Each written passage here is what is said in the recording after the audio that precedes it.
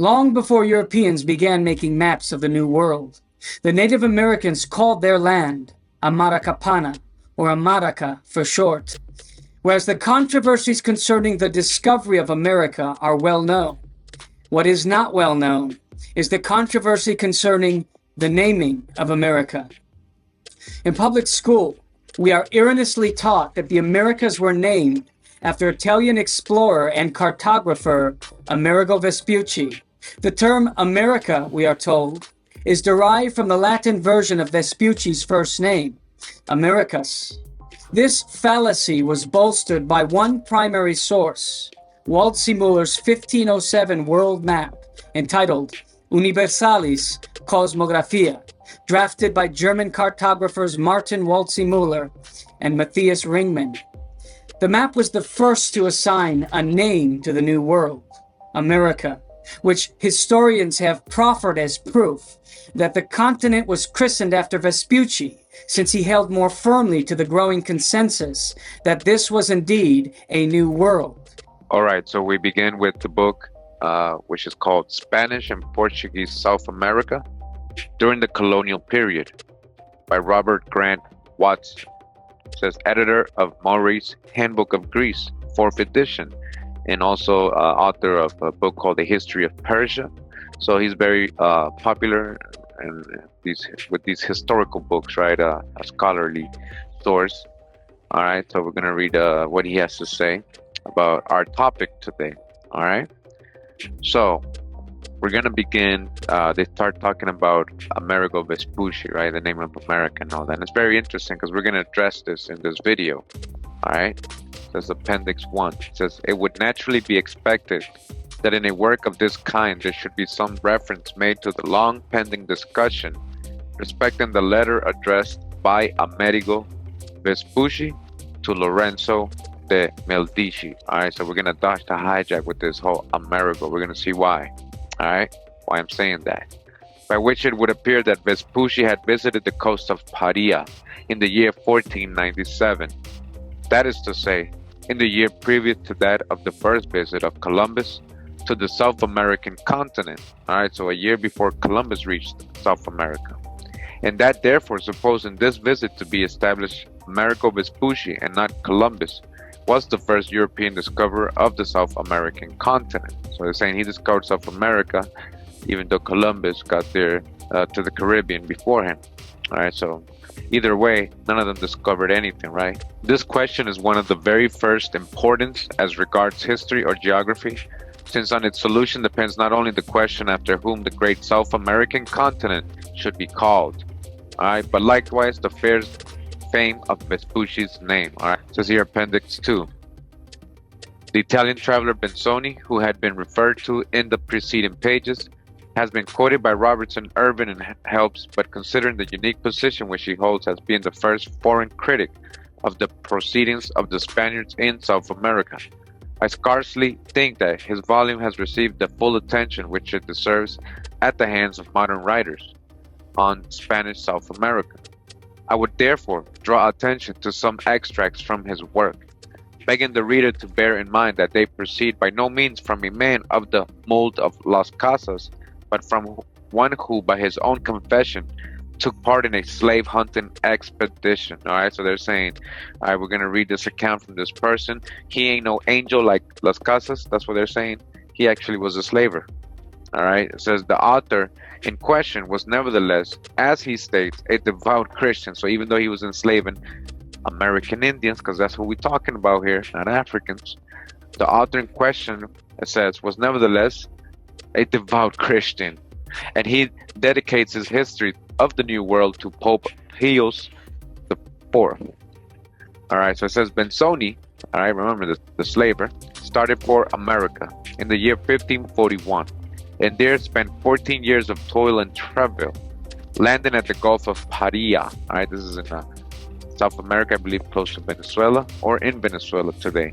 He proceeded to Cuba and other islands, returning thence to Acla. When he crossed to Panama, from which place he visited the kingdom of Peru. The kingdom of Peru. In this wandering course, he passed 14 years. Benzoni is the author who is originally responsible for the well-known story of Columbus and the egg. He states that whilst at Amaracapana, all right, let me take that off so you can see that. Amaracapana. All right, so let's zoom in a little bit. It's a little better, right? I want you guys to see this. So, Amaracapana.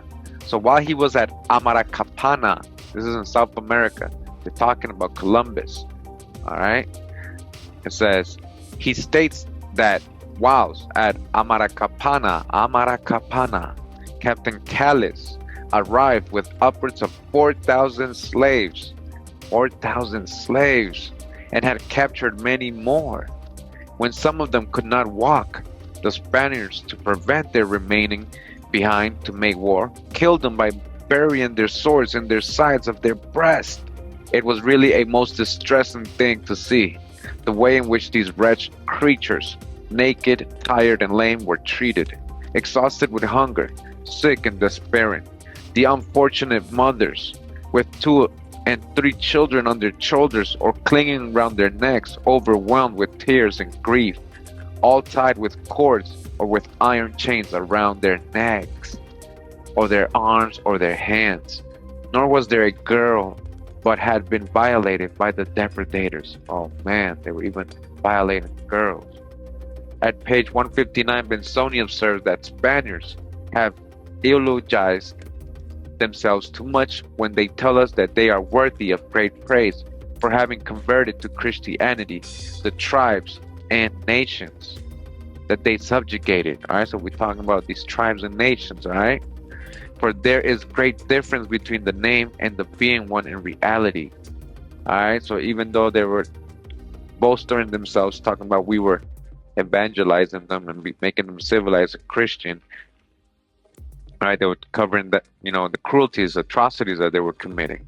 All right, with that, it says the slaves, all right, this is quotes, somebody saying this, all right, it says the slaves are all marked in the face and on the arms by a hot iron with the mark of C. Then the governors and captains do as they like with them. Some are given to the soldiers, so that the Spaniards afterwards sell them or gamble them away amongst each other. When ships arrive from Spain, they barter these Indians for wine. Who? The Indians. All right. So let's go back. All right. I want you to understand what's going on here. All right. Because it says that Benzoni, right? Remember, he arrived at where? At Amaracapana. There was already a place called Amaracapana in South America. All right. He arrived with what? With 4,000 slaves, it says, right? Now we go back. Who were these slaves? These were Indians, right? So when ships would arrive there, what they would do from Spain, they would barter these Indians for wine, flour, biscuit, and other requisite things. And even when some of the Indian women are pregnant by the same Spaniards, they sell them without any conscience. Then the merchants carry them elsewhere. They take them to the other side, reverse, and sell them again, Others are sent to the island of Hispaniola. All right, so once they leave their mainland, their indigenous land, and they travel to these other places, right? These servants and slaves that they capture, these indigenous people, filling with them some large vessels built like caravels. All right, filling the vessels, right? Filling with what? With Indians, not Africans, Indians, and supplying what? Hispaniola. They carry them under the deck, and being nearly all people captured inland, they suffer severely the sea horrors. And not being allowed to move out of those sinks, What with their sickness and their other ones, they have to stand in the field like animals, and the sea often being calm, water and other provisions fail them, so that the poor wretches, oppressed by the heat, the stench, the thirst, and the crowded, miserably expire there below. All right, we're talking about American Indians that are experiencing this cruelty. All right, we're talking about Deuteronomy 28. Now, all that country around the Gulf of Paria and other places are no longer inhabited by Spaniards. Finally, out of the 2 million of original inhabitants of Hispaniola, through the number of suicides and other deaths occasioned by the oppressive labor and cruelties imposed by the Spaniards, there are not 150 now to be found, and this has been their way of making Christians out of them. What befell these poor islanders has happened also to all the others around. Cuba, Jamaica, Puerto Rico, and other places. And although an almost infinite number of the inhabitants of the mainland have been brought to these islands as slaves, they have nearly all since died. And it says, the initial letter of the Emperor Charles V. Alright, so who was saying this? Who was describing this? Charles V. And what would they put in on their face and in their arms? With a hot iron, a mark of C for Charles V. C for Charles V. All right, Charles V. Do you understand what he looked like? He was another brother, copper-colored, so-called Negro. This is just another more on more war. In short, there seems to be very little room to doubt that the world has been misled through the complimentary notice of the Florentine bishop who claimed the New World was named after Vespucci. What many American historians fail to mention or realize is that Native Americans have always had their own name for the New World. Historian Alec Locker elucidates, children in America are taught that America came from Amerigo Vespucci, the Florentine mariner. Actually, the best evidence dating back to the earliest Spanish documents following Christopher Columbus shows that part of South America, from Venezuela to Peru, was called Amaraca by the Indians of that region. At least that is what the Spaniards understood. Various spellings of Amaraca occur in Spanish documents, beginning with the visit to that land by Alonso de Ojeda, with whom Vespucci sailed in 1499. All right, so we're in the book right now called Personal Narrative of Travels to the Equinoctial Regions of America. All right, during the years 1799 and 1804. It says by Alexander von Humboldt and Aimé Bonpland. All right, if you don't know, well, if you have been following me, you know who Alexander von Humboldt is, a very renowned primary source, a very basically admired so-called scholar, right, from those times, right there that you see those years. And he was actually invited to many historical societies. All right, we're on page 176 of this book, and it says here, Humboldt says, it is distressing to think that even at this day there exist European colonists in the West Indies, who mark their slaves with a hot iron to know them again if they escape. All right, weren't we just reading about this? All right, Charles V marking his slaves with the Indians, right? The Indians with a hot iron. So who are we talking about still here? The 1700s. All right, this is the treatment bestowed on those who save other men, the labor of sowing, tilling, and reaping. All right, so let's see this little cross here. Let's go to that little footnote at the bottom real quick. All right, it says, see the little cross? All right, it says La Bruyère Caractères. All right, chapters 11, something, I guess is from a book, page 300. It says, I will here cite a passage strongly characteristic of Le Bruyère's benevolent feeling for his fellow creatures. It says, so he's quoting this guy, La Bruyère, from 1765. It says, we find under the torrid zone certain wild animals, male and female, scattered through the country, black, livid, and all over scorched by the sun, bent to the earth which they dig and turn up with invisible perseverance. They have something like an articulate utterance, and when they stand up on their feet, they exhibit a human face, and in fact, these creatures are men. All right, so you hear what this racist French, I guess he's French dude, is how he's describing the indigenous aboriginals of South America and West Indies. Remember, he's talking about how they put hot irons on these people. And he's explaining why, and he's showing you why this dude is a racist. He doesn't care. He sees them like animals. He's giving you an example of what he said, and I hope you saw what he said about how they look. All right, he said they're what? Black, livid, and all over scorched by the sun. And he's talking about American Indians, so-called Negro, right? We're not talking about Africans in anywhere here. All right, so let's go back up real quick. All right, and continue where we were. Now it says, in 1800, the number of slaves did not exceed 6,000 in the two provinces of Cumana and Barcelona. We're talking about Indians. When at the same period, the whole population was estimated at 110,000 inhabitants. The trade in African slaves, which the laws of the Spanish have never favored, is almost as nothing. All right, listen to this. As nothing on these coasts where the trade in American slaves was carried on in the 16th century with desolating activity. All right, on these coasts where the trade in American slaves, we are talking about indigenous people, was carried on in the 16th century, what, 1500s, way before the so-called slave trade, right? With desolating activity.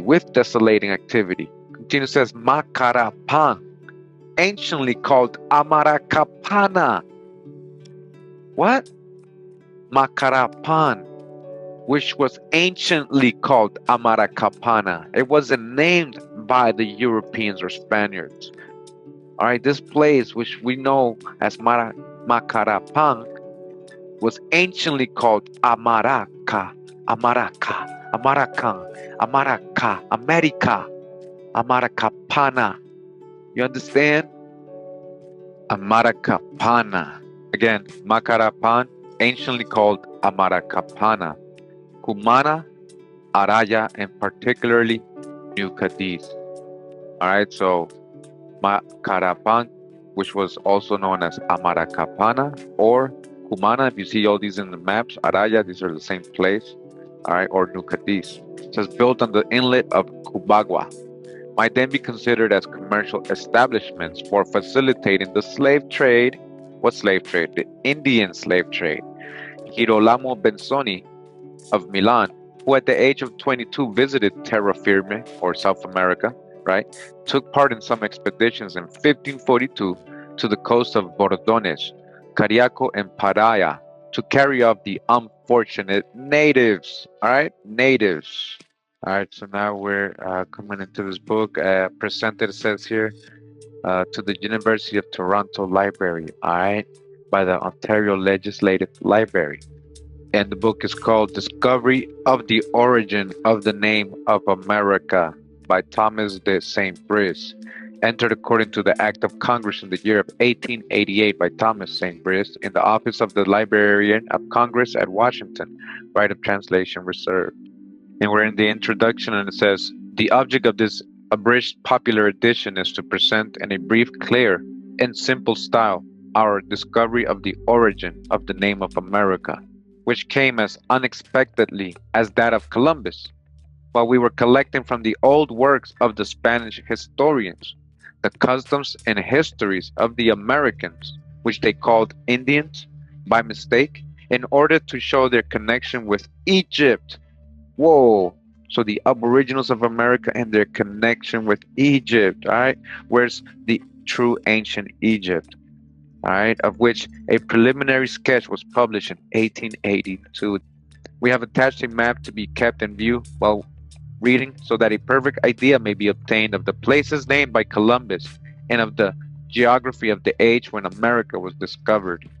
Asia is placed in the position given to it by the first standard map of the world on which the Western Hemisphere appeared, and the Atlantic coast, representing the early discoveries and settlements of this continent, is taken from the first atlas, where the name of America is applied to its southern division, to which we have added the information obtained from a local chart showing the coast of Amaraca the coast of Amaraca, Amaraca, America, Amaraca, and the kingdom of Kunding, Amaraca, the kingdom of Kunding, Amaraca. You hear all this? The coast of Amaraca. It was already here, this name, Amaraca. While the cities on the Pacific coast represent the extent of the kingdom of Amaraca, America, Amaraca, at the period of its conquest by Spain. Instead of referring to the numerous Spanish authors which we have consulted in order to show the importance of this empire, so they went through this research and they're not just referencing one person. They're telling you straight up right now, right, that they went through numerous Spanish authors which have consulted in order to show the importance of this empire, the kingdom of Amaraca, the kingdom of the Amara, Amaru, Amaracans, Amarucans, the kingdom of the Amarucans, which only bears indirectly on our subject. We have referred our readers to a most interesting work, where these scattered histories may be found collected. We speak of the well-known Prescott's History of the Conquest of Peru, a great nation. We got that book too, of which our notes only give a passing outline. We use the word king in its general sense instead of the native name of Inca, which has similar meaning, referring to exclude foreign words which tend to mystify history when an idea can be conveyed in our own. The kings of Amaraca or America, the kings of Amaraca, Amaraca or America, like the kings of England, Japan, the Mikado, Turkey, the Sultan, and Persia, the Shah, were the temporal and spiritual chiefs of their dominions. Nearly all the works we have examined are to be found at the Astor Library, which, with a valuable number of the American Geographical Society's maps and atlases, have been the principal means of throwing light on this subject of national interest. All right, you hearing this scholarly work? They're getting maps from the American Geographical Society. All right, they able to correlate all for what they're saying about these kings of Amaraca or America, Amaraca, where Vespucci and Columbus landed. And that's why they went back with these stories of Amaraca or the kings and kingdoms of Amaraca, Amaracans, the Amarucans. All right, so now we're in this book. It's called Watson's Jeffersonian Magazine. All right, from 1911, it says here. Look, 10 cents per copy, $1 per year if you just want to subscribe. It says the only magazine that stands for original democratic principles. Really? Again, Watson's Magazine. This is volume 13, number 5. So we're on page 406 of this magazine, and it says The Name of America by Alexander Del Mar. Came up. These are not just anybody writing these things, all right? So it says that the American continent derived its name from the Florentine merchant and geographer Amerigo Vespucci, and that thereby an injustice was done to Columbus is an impression which still retains a firm hold on the popular mind. Yet many proofs have been offered that before Columbus landed, listen to this, all right? Many proofs exist, my people, right? That before Columbus landed, right, the name America was found scattered over the southern continent, from the Caribbean Sea to the Pacific Ocean, and from the Maracaibo Gulf and Amaracapana coast, the Amaraca, American, the Amaracapana coast, near the Orinoco's outlet to the mountainous regions of Cox Amaraca around Bogota or Colombia, and over the heights of the Andes as far to the south as Peru. All right, so they use that word also in Peru, right? We know that, Amaru, right? Amaru. Ex-President Harrison added his influence to the popular impression with the remark that a continent should have been named for Columbus, thereby implying that it was in fact named for Vespucci. The only evidence to sustain this assumption is the letter of a Florentine bishop in which he writes rather boastfully, "And well may our new world be named America, since its discovery was due to our eminent countryman Amerigo Vespucci," etc. On the other hand, the proofs that the country bore a title much nearer to America than Amerigo may be summarized in the following citations. Giro Lemo Benzoni, a Milanese, in his Historia del Mondo Novo, published at Venice in 1565, It says in page 7 of the translation, the governor shortly after left Cumana. Right? Remember, Cumana is just another name for Amaracapana, right? With all his company and coasting westward, went to Amaracapana. He went to where? Amaracapana. This was a town of about 40 houses, and 400 Spaniards resided there constantly, who annually elected a captain. All right, so before we proceed, I just want to go verify this. All right, so let's go to the actual book written by Girolamo Benzoni. So again, it's La Historia del Mundo Nuevo, or the History of the New World by Girolamo Benzoni. And you saw the date, 1565. Let's go to the page. All right, so we're on page 6 of this book. Just want to show you right here. Let me just zoom in. So you see the word right here, Amaracapana. You know Italian, you can verify this right now. Let's go back.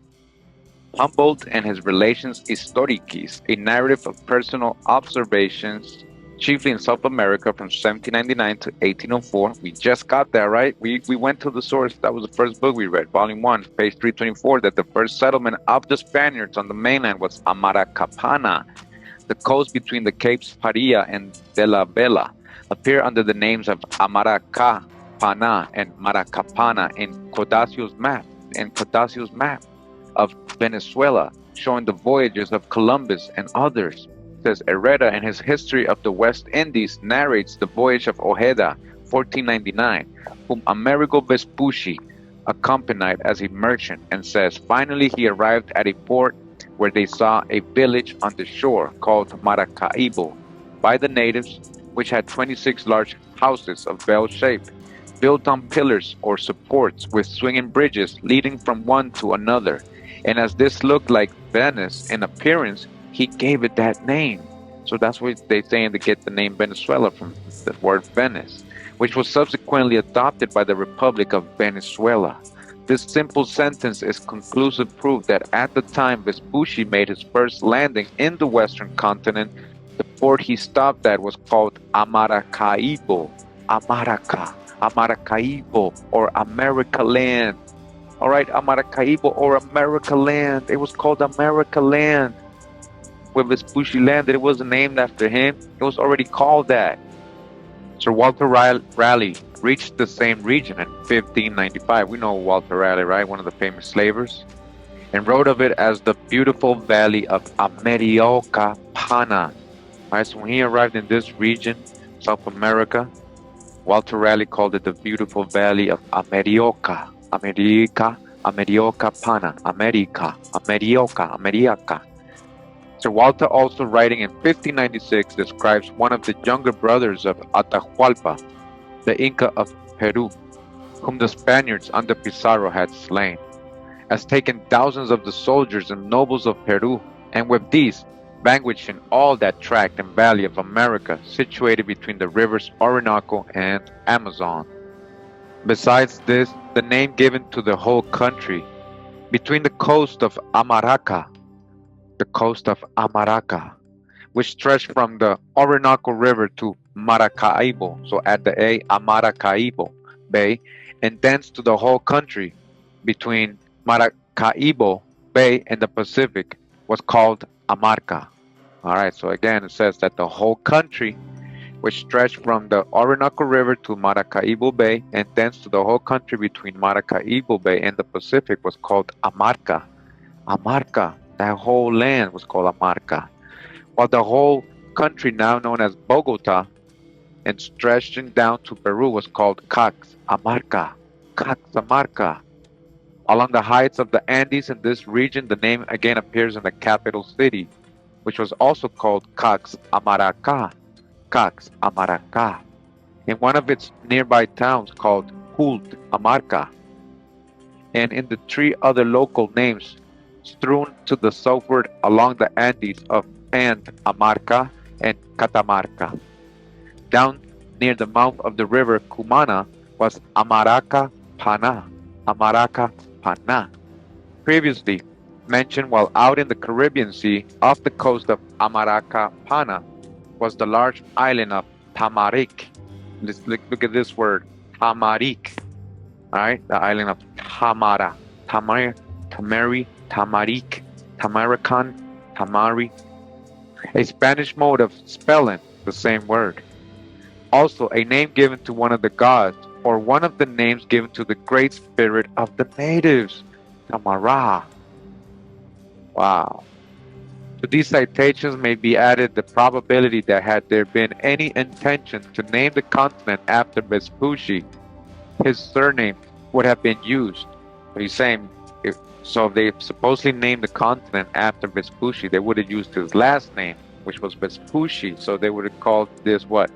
Vespuccia land, whatever, but not his first name as what would be the norm, right? His surname would have been used, so that the result would have been something like Vespuccia.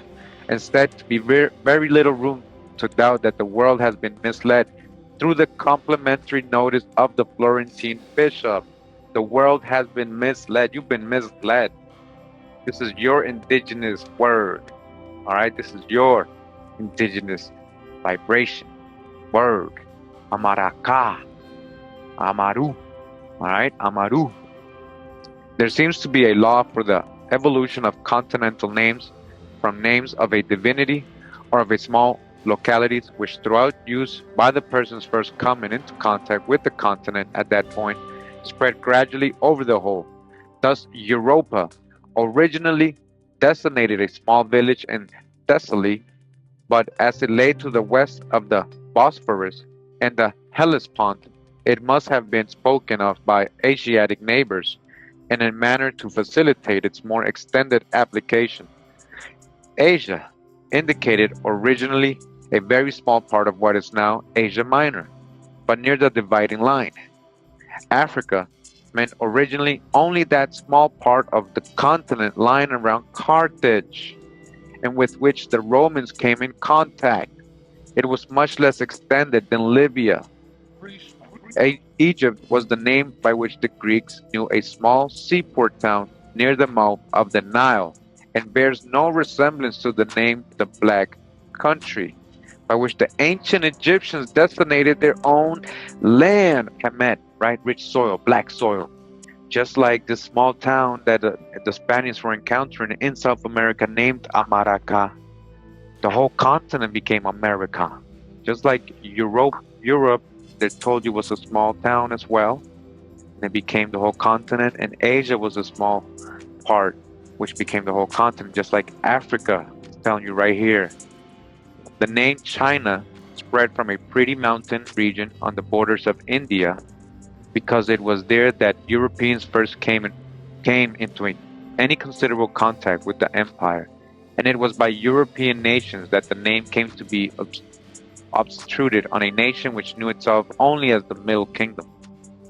This shows that it is by the spread of local names indigenous to a small region that large regions are named. All right, so there again, discovery of the origin of the name of America. What led to the discovery of America? And it starts talking about, Mateo Polo, which is, I believe, Marco Polo's dad, and his story and how they went looking for the Grand Khan. And basically, they're letting you know it's kind of like he basically came over here. Marco Polo was over here. But let's get to the part where we're talking about the name. All right, so let's take a look at this map real quick. It's very interesting. So you got La Florida right here, right? Cuba, Haiti, Dominican Republic, Jamaica. You got, check it out. So then you got Chipango, one of the mythical Chipango that Marco Polo went to. Chipango, Catay, look at Catay. And then you got Amaraca right here. Amaraca over Guatemala, Honduras, Nicaragua, Costa Rica. We got Central America right here. Yucatan, Veragua, which is part of Panama and Costa Rica. And then we got South America over here. Look at this. And it says Amarca or Cax Amaraca. Cax Amaraca. Andamarca. Look at that. And Amaraca. Catamarca. You see this? All right, look at this map. Golden Castle Mountains. Cartagena, Santa Margarita, Tamaracqua. Look at this. Tamaracqua. Tamaracqua. Tamaracqua. Tamaracqua. Hawa. Tamaracqua. Caxamaraca. And we're on page 35 of this book. It says, the illustrious national sacred name of the greater portion of the southern continent, including that part first discovered by Columbus, was America, which appeared on early maps as an appropriate honor to the great navigator who had made the discovery. This was, however, only an additional acknowledgement of gratitude, which the world owed to him. They had previously made him admiral and viceroy of the West Indies, named the Columbian Archipelago, in the Columbian Sea. He was authorized to use the royal arms of Spain on armorials granted to him, the islands first discovered being represented on it, one of which was called Montserrato, after his birthplace. On the earliest standard maps showing the Western Hemisphere, the Spanish colonists adopted the native name of America. Again, you saw all the sources, right? In the beginning? Again, the Spanish colonists adopted the native name of America. They were here before all these Italian navigators, Vespucci especially, all right? They already had this name here when they arrived. As soon as Columbus, right? Columbus is supposed to be the first one, right? As soon as Columbus got here, this place was already called Amaraca. Amaraca, remember? All right, so again, the Spanish colonists adopted the native name of America to designate their first settlement on the mainland, of the New World. But in those days, the rules of orthography were undefined, and in addition to the numerous errors of printing, names were spelled in any way which the writer considered most appropriate, and hence we have America. So that's how they're saying it transformed to what we know now today as America or America, not only written Amaraca. All right, so depending on who's writing it, so again, it has written Amaraca, Amerioco, and Amerioca, America, look at that, Amerioca, Maraca, Moraca, and America. But they added the native word Pana, which Sir Walter Raleigh explains meant an equivalent of country. And in Codice's map, the name applying to the seashore is coast of Maracapana. All right, so Pana, again, at the end, just meant country or land. So when they were saying Amaracapana, it was the land of Amaraca, the land of America, the country of Amaraca. So is there a record of a Spanish settlement named Amaruca? I was able to find at least one source basically recording this. I'm in this book called The Geographical and Historical Dictionary of America and the West Indies, containing the entire translation of the Spanish work of Colonel Don Antonio de Alcedo, Volume 1, 1812. We go to page 39 of this book, and right here it says Amaruca, right? The land of the plum serpent, Amaruca, a settlement of the province of Guyana and government of Cumana. So they took the indigenous name and they just settled it and just left it as it was called already, Amaruca, the land of AMARACAPANA, right? Amaruca, a settlement of the province of Guyana and government of Cumana, one of those belonging to the missions held there by the Catalanians, Capuchin fathers. It lies south of the city of Santo Tomas. Amaruca was a real place, a real Spanish settlement. All right, we're reading from this book. It's called A Collection of Voyages and Travels, consisting of authentic writers in our own tongue, which have not before been collected in English or have only been abridged in other collections. It's a long explanation here. It says, compiled from the curious and valuable library of the late Earl of Oxford. All right, so quickly, we're in page 752 of this book, and we're just going to belly flop to this part of the book real quick. It says, on the sixth day, now they're talking about the account of Walter Raleigh, right, when he got to this part of the world, Venezuela, Guyana, and it says on the sixth day, they came and stayed at the port of Morequito, that was an Inca chief, where he was kindly entertained and informed concerning the state of those parts from Topi Owari, Lord of Aromaya. Look at the word Aromaya. Maya with a Y or I is Maya. And and uncle to the aforesaid Morequito. The information he received from him was that all the regions thereabout, even to Emeria, look at this, Emeria, Samaria, Emeria, Ameria, Ameria, Emeria. Come on, look at how close that is. Samaria were called Guyana, though yet the inhabitants were called Oronoki Poni. Whoa, Poni? It's a pony? Oronoki Poni. As far as the mountains of Wakarima, which they might from thence behold afar off in the continent, beyond which he told them the large valley of Amaracapana, Amario, Amarica, Amarioca, Amarioca, Amariocapana, did lie, whose inhabitants were called Guianians, and that into the provinces which lie beyond these more to the south, there came some years since multitudes of people called Oriones and Epureme, who possessed themselves thereof, having driven the natives out of their ancient inheritances. The Baron de Humboldt spent several years in this part of America, 1799 to 1804. We got that right already. Humboldt, Alexander de Humboldt, and wrote 3 volumes containing nearly 7,000 pages of modern size. The object of his visit was to study the nation, and we need hardly refer to his rare erudition to be found in this beautiful work, which treats of nearly every subject. From him we learned that the first settlement of the Spaniards on the mainland was Amaracapana. Again, Humboldt, they're reminding us what Humboldt, a very renowned primary source, a scholar, invited to all the historical societies in a lot of countries in Europe and America. He's telling us that the first settlement of the Spaniards on the mainland was Amaracapana, or the country of Amaraca, the land of Amaraca, Amaraca, which with Cumana and Cubagua, both adjoining it, were the chief places of the African slave trade, so frightfully active there in the 16th century until stopped by the Emperor Charles V. So touched the hijack with the African slave trade.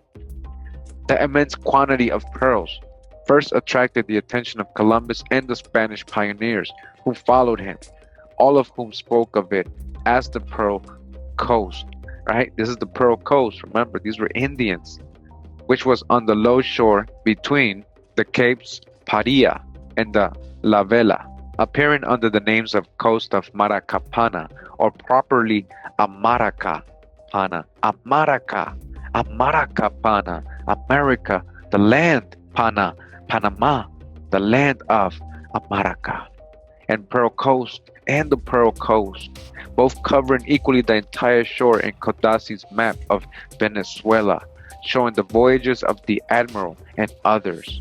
The name Maracapan was written on the early Spanish maps in red, which indicated the places first discovered by Columbus. This is where Columbus landed, in Amaraca, the land of Amaraca, Amaraca. Alright, now we're in this book. It's called Ancient Explorers of America, From the Ice Age to Columbus. Alright, this is the cover of the book, and it's written by Alec Locker. And it says here, another possible origin of the name America. Children in America are taught that America came from Amerigo Vespucci, the Florentine mariner. Actually, the best evidence dating back to the earliest Spanish documents following Christopher Columbus shows that part of South America, from Venezuela to Peru, was called Amaraca. That region already was called Amaraca. This was an indigenous word, right? America, Amaraca. America, Amaraca. Amaraca. By the Indians of the region. Again, it was called Amaraca by the Indians of that region. Guyana, right? We know who was there originally, indigenously. At least that's what the Spaniards understood. Various spellings of Amaraca occur in Spanish documents beginning with the visit to that land by Alonso de Ojeda. We got accounts of him, with whom Vespucci sailed in 1499. Ojeda reported that he received friendly treatment at the hands of the Indians of Maracapana. Maracapana was also written as Amaracapana. So whenever you see Maracapana, all right, like in this map right here, you'll see it right here, Maracapana. It was also written as Amaraca, Amaraca, America, Amaracapana. So Vespucci, Columbus, all these people landed in this region called Amaraca. And they had so much gold and pearls and everything that were coming out of there. They were going back to Spain with all these stories and all this, how there's so many fruits, gold everywhere, there's pearls. El Dorado, the legendary city of El Dorado, there was legends around there. They found an Inca emperor, a brother of Atahualpa. I had fled there with other soldiers and was living there in Manoa, in this region called Amaraca, America, Amaracapana, the place where Columbus landed during his voyage past Trinidad and the Orinoco River. When Columbus got to the Orinoco, he was like, oh, this is the Gishon. This is coming from the earthly paradise. He thought he was at the Gishon, one of the 4 rivers of Eden. We already got that in past videos, right? Apparently, the Indians called the general area Amaraca, and Pana meant country or region. So the region of America, that's what they were calling it. Panama is close by, very close by to Colombia, Venezuela, Panama. Amaraca, the region called Amaraca. So they landed in America. You understand? They landed in Amaraca. Later visitors to the western regions of South America found that the Incas called their region Amaruca, and various subdivisions of Amaruca or Amarucan, priest king, were identified by prefixes such as Kunding Amaraca, and Amaraca. You're going to see that a lot, this Kunding Amaraca with the Incas. Subsequent spellings included the variant America. It seems plausible that while the Semüller labeled that area of the New World America, not in honor of Amerigo Vespucci, and so they're talking about this famous map in 1507 that has the word America right on South America. It's a little piece of South America too. They don't even know what it, well, according to that map, they didn't know what it looked like, the whole of South America. But they have the word America in it, and it says that, they're saying right here, because we know that this region was called Amaraca, the region of America. It seems plausible that Walden Semüller labeled that area of the New World America, not in honor of Amerigo Vespucci, but following the Spanish name derived from what the Indians called that part of the world, America, Amaraca. Thus, like so many place names in America, the continental name also derives from an Indian word. So, like so many places in America, the continent, the name the continent was given derived from this word, Amaraca, an Indian word, not the name of Vespucci. So we continue in the book, Discovery of the Origin of the Name of America by Thomas de Saint Brice. We're in page 43, and it says, there was an abundance of fruit, flowers, and beautiful birds in this charming place. All right, so remember where they're landing, right? They're landing in the land of Amaraca, the land or Amaraca or Amaracapana, right? And this is the journey that Ojeda, the Spaniard, took with his Italian merchant, which was Vespucci, Alberico Vespucci, not Amerigo. We're going to see that. So this is basically the route that Columbus took as well. This is the part that Columbus landed into. He landed in Amaraca, the land of Amaraca. This is in South America, and you can see this is paradise. Remember, Columbus said that when he reached the Orinoco, he said it had to have been coming from the earthly paradise, one of the 4 rivers. Now it says again, there was an abundance of fruit, flowers, and beautiful birds in this charming place. But they were determined to find some gulf where fresh water was to be had, and left Paria for the isle of Margarita, where Ojeda landed and coasted from place to place. This shore had already been discovered by the admiral, all right, that's Columbus, who knew the ground and mountain ridges well. In fact, all of this discovery was due to him, as it was from the beginning declared to the king, and yet Ojeda went all along this coast, trading for gold and pearls, the Gold Coast, Pearl Coast. From Margarita, he went to Cumana. Remember that in Amaracapana, these 2 names, the ancient name of these 2 places was Amaraca, which is 270 miles from the island, with towns all along the seacoast. After leaving Cumana, they entered a large gulf which was surrounded by a thickly populated country. But a river flowed into it, bringing an infinite number of what the Spaniards call lizards and the Indians caimanes, but which are really the crocodiles of the Nile. These are really the crocodiles of the real Nile, according to the most reliable information.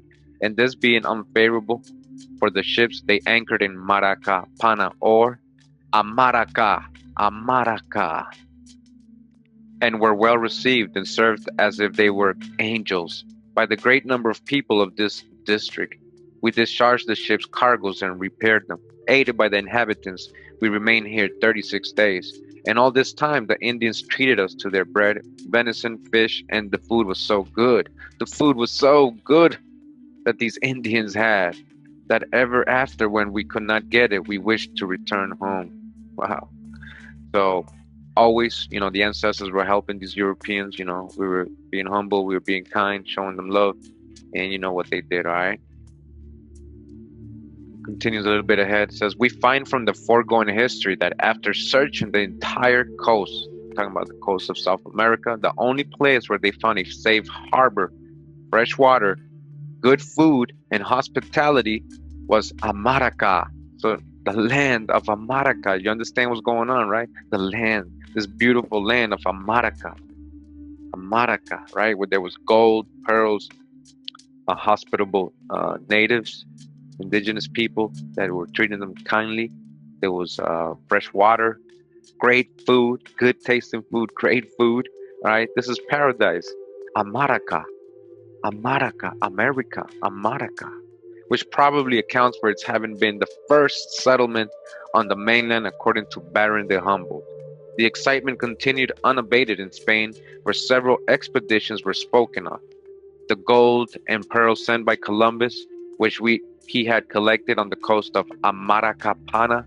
All right, so Columbus brought back some gold and pearls. He was showing it off over there in Europe and Spain. They were like, wow, where'd you get that? He was like, I got that in Amaraca. What do you mean, Amaraca? Yeah, I got that in Amaraca, Amaraca. You understand, this name was already here, a land he landed in Columbus. This was a native word. The people already were calling this Amaraca. Had caused the greatest curiosity, and John Rodriguez de Fonseca, who had been appointed by the crown receiver of applications for passports and given the map of the coast, which was sent by the admiral to the government, was besieged by navigators who wished to see the chart of the country where these treasures had been collected. So it became a legend, this land of America, Amaraca. Continuing, says, Nina and Guerra sailed for America a month after Ojeda, navigating as he did with a copy of the admiral's map, and arrived on the coast of Amaracapana, or the country or the land of Amaraca, a few days after he had sailed. On Ojeda's return to Spain, he reported the arrival of English vessels and got permission, 1501, to colonize and govern at his own expense the island of Coquibacoa. The place, however, as shown on our map, was a small isthmus and not an isle. He induced Juan de Vergara and Garcia de Ocampo to join him and provide the money. They sailed in 1502 and, reaching the Gulf of Paria, traded along the coast of Amaracapana until coming to some cultivated land in a beautiful valley, which was so named by Ojeda and also spoken of as famed by Columbus. All right, these people were just falling in love with this place. It became a legend, became a paradise to them, El Dorado. All right, it is today in the province of Barcelona, formerly the port of Amaracapana. All right, so it's not in Spain they're talking about there's a port today called Barcelona, I guess in this region or in Venezuela or wherever they are right here in Guyana. But it was Amaracapana, the port of Amaracapana, the land of America, for which the pioneers sailed, and is no doubt the place referred to by Sir Walter Raleigh as the beautiful valley of America. Remove the O, what you get? America, the beautiful valley of America, seizing whatever they wanted here, while Vergara sailed to Jamaica for provisions. Continuing in the book, Discovery of the Origin of the Name of America. All right, so this part of the book is talking about who they met and encountered, Ojeda and these Vespucci, and Walter Raleigh. And they encountered an emperor, they call him, or a chief, right, a cacique. And this is what they say about him. It says, but because there arise many doubts in how this empire is become so populous and adorned with so many great cities, towns, temples, and treasures, I thought good to make it known that the emperor now reigning is descended from these magnificent princes of Peru. Talking about he's an Inca, of whose large territories, of whose policies, conquests, edifices, and riches, many have written large discourses.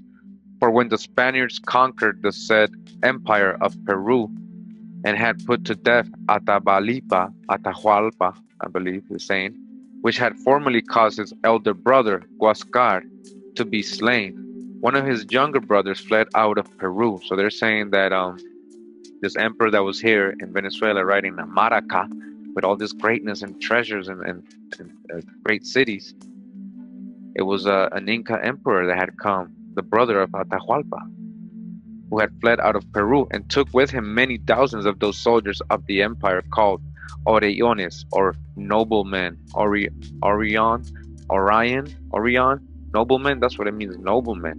And with these and many others which followed him, he vanquished all that tract and valley of America, and it says, see the footnote 3, situated between the rivers Orinoco and Amazon. So over here it says number 1, the footnote, and it says Atahualpa, right? You see that?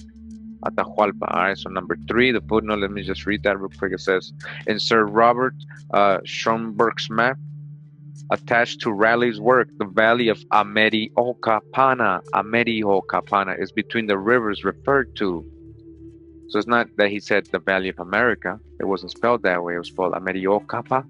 But the name America was given to the mainland from Amaraca. You hear this? But the name America was given to the mainland from Amaraca or America, the first Spanish settlement, whose people treated them as if they were angels, while others attacked them. Many authors, unaware that America was the national name of the southern continent, could not understand the Spanish pioneers who gave this name to several places on the coast, and cartographers hotly disputed the question as to which was correct, without finding that they all were. The coast which Navarrete says Columbus first visited is the Valley of America of Raleigh. We're talking about the Amaraca, the Valley of Amaraca. Purchase edition in 1614, page 836, which quotes Ladius, Stadius, and others, says that the Brazilians have a maraca or tamaraca. Tamaraca. You see this? Tamaraca. This is important. Tamarac. And you see in Nicaragua, we're going to read about the Amarique, Tamaraca, and Tamara.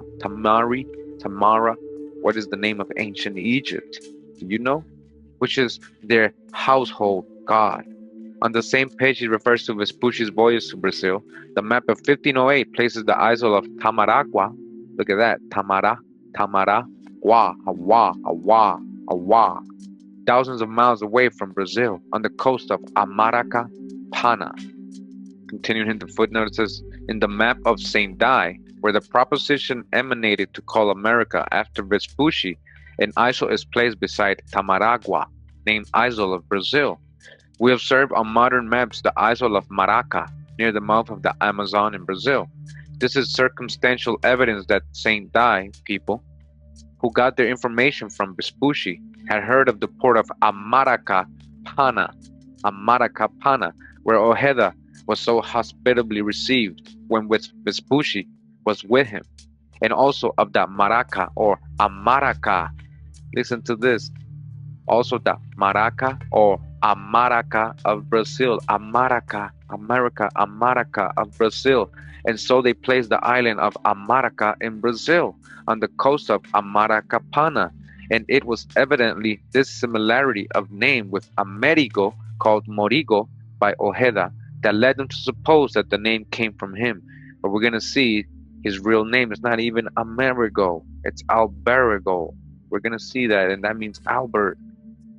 The Ptolemy map of 1524 places the supposed isle of Brazil in the Atlantic Ocean, nearer to England than America, which name appears on the continent in the same latitude and longitude as Aymarca. You see that? That name, Aymarca, Amaraca, Aymarca.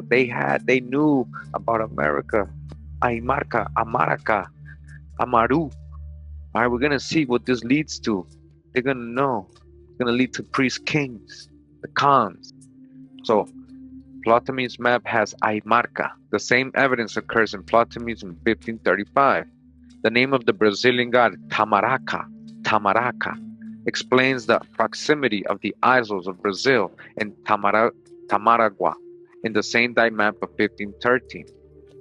The prophets of the Brazilians were the Caribs, whose god was Hua Amaracan, Hua Amaracan, Hua Amaracan, Ahua, Hawa, Hawa, Hua, Ahua, Hawa, Amaracan. The Ptolemy map of 1540 states that the New World is called Brazil and America, and they also place it in the latitude and longitude of the native district of Amaraca. Then comes Mercator next year, who places the name of America over the entire continent. So eventually this name, right, this valley, this place, this region was so popular, Amaraca, it was being brought back by many explorers and Europeans, and eventually became the name of the entire continent. All right, America is Amaraca, the land of Amaraca. All right, continuing in the book, Discovery of the Origin of the Name of America. All right, this very scholarly book with all the sources it has. It says the Golden Castles Mountain, on the coast of Amaraca, the first Spanish settlement in the Western Hemisphere. The very first one was in Amaraca. It says down here, the territory of Ojeda was to the east of the Gulf, to be known as New Andalusia, after a Spanish province, while Nicuesa had the western side, which for the first time appeared under the name of Golden Castles on the coast of Amaraca. This is found in the Codazzi map in the Humboldt's Relations and Stories, Volume 1. In the fertile island of Jamaica, again on the coast of Amaraca or America. And the fertile island of Jamaica was to be the joint granary, the fertile, very fertile island of Jamaica. It says here, Pizarro related everywhere the wonderful stories of the Golden Land. During this visit, all right, the Golden Land, the Gold Coast, Guyana, Guinea, come on. And they were repeated throughout the dominions of his sovereign, the King of Spain and Emperor of Germany, one of whose friends, the great German mercantile house of Welsers, got authority during the year that Pizarro had returned to found cities and to mine in the mountains called Golden Castles, the mountains called Golden Castles on the coast of Amaraca, Amaracapana, the land, the country of Amaraca. Their people landing in the Orinoco, as Sir Walter Raleigh had done, settled at Amaracapana, from which place the German Federman led an expedition to Bogota in search of its treasures in 1534, while another marched across the Andes commanded by Quezada from Quito on the Pacific, and a third under the Spanish governor of Popoyan, all of whom accidentally met there. But they did not find the gold, though Quezada sent expedition after expedition for years in search of it. Fetterman returned to his district, of which Sir Walter Raleigh speaks. Beyond us lay another town, towards the south, in the valley of Americapana, which bears the name of the said valley. That is the name of that valley, all right, Americapana, whose plains stretch themselves some 60 miles in length, east and west, as fair ground, and as beautiful fields as any man has ever seen, with diverse copses scattered here and there by the riverside, and all as full of deer as any forest or park in England, and every lake and river the like abundance of fish and fowl, of which Ira Para Gota is Lord. All right, so this is a paradise, this valley of Amaraca, America, this valley. Pizarro arriving again crossed over to Panama and returned January 1531 to Tumbes, where they remained 5 months before marching to Casa Amaraca, the capital of the empire. What are they talking about? Casa, they're talking about Cusco. Remember Cusco? Their empire was called also something like Cuxca, Amaraca. We have here Casa Amaraca, the capital of the empire. We know Pizarro was the one who invaded the Inca. On the way, they stopped at Caxas, where messengers from the king had arrived, with an invitation to visit him, and a present of 2 stone mountains in the form of forts, some woolen stuff embroidered with gold and silver, and a quantity of perfume powder used by the native nobility. So we know that Pizarro eventually, invaded and took prisoners and murdered many Incas, and took the whole empire and the capital of Cusco. So this is after, and it says that as the population on the Atlantic side of the Andes Mountain are also Quichua or Amaracan. Let us now recall some of the history of the great Chibcha kingdom of Kunding Amaraca, the neighbors of the nation just spoken of. It says here their kingdom of Kunding Amaraca and its capital of Bogota now forms part of the United States of Colombia in Central America, containing 100,000 square miles of territory, which may be found in longitude 74 and latitude 4 and 6 north. The kings of Amaraca on the Pacific coast had a road which followed the course of the Andes Mountains, connecting their city with the capital of Kunding Amaraca. Continuing the book, it says, we have an account of it from Dr. Don Luis Fernandez Piedrahita, canon of the Metropolitan Church of Bogota, calificador of the Holy Office of the Supreme and General Inquisition and Bishop-elect of Santa Marta. This work was dedicated in the year 1688 to His Majesty the King of Spain. And of the Indies, the bishop informs us that Kunding Amaraca, as the heathens called it, or the Indians, they called them heathens, right, was the most important kingdom after Peru and Mexico. The chiefs of its population and the court of the barbarous king were at the capital, Bogota. So it seems the capital of Kunding Amaraca was in Bogota, Colombia. To their idols of solid gold, they offered emeralds powdered with gold dust. The city had 20,000 houses in the days of its fame, and the king, with his 200 wives, resided in an immense palace guarded by 12 gates, which were entered by solid stone staircase. So you think it was just teepees? Immense palace.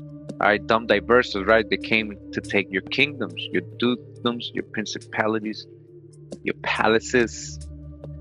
The author explains the rites and ceremonies of the Muiscas under paganism and informs us that when anyone died from the bite of a snake, that the sign of the cross was placed on the tomb, which is the American Peruvian sign for the word AMARU. Boom. Oh.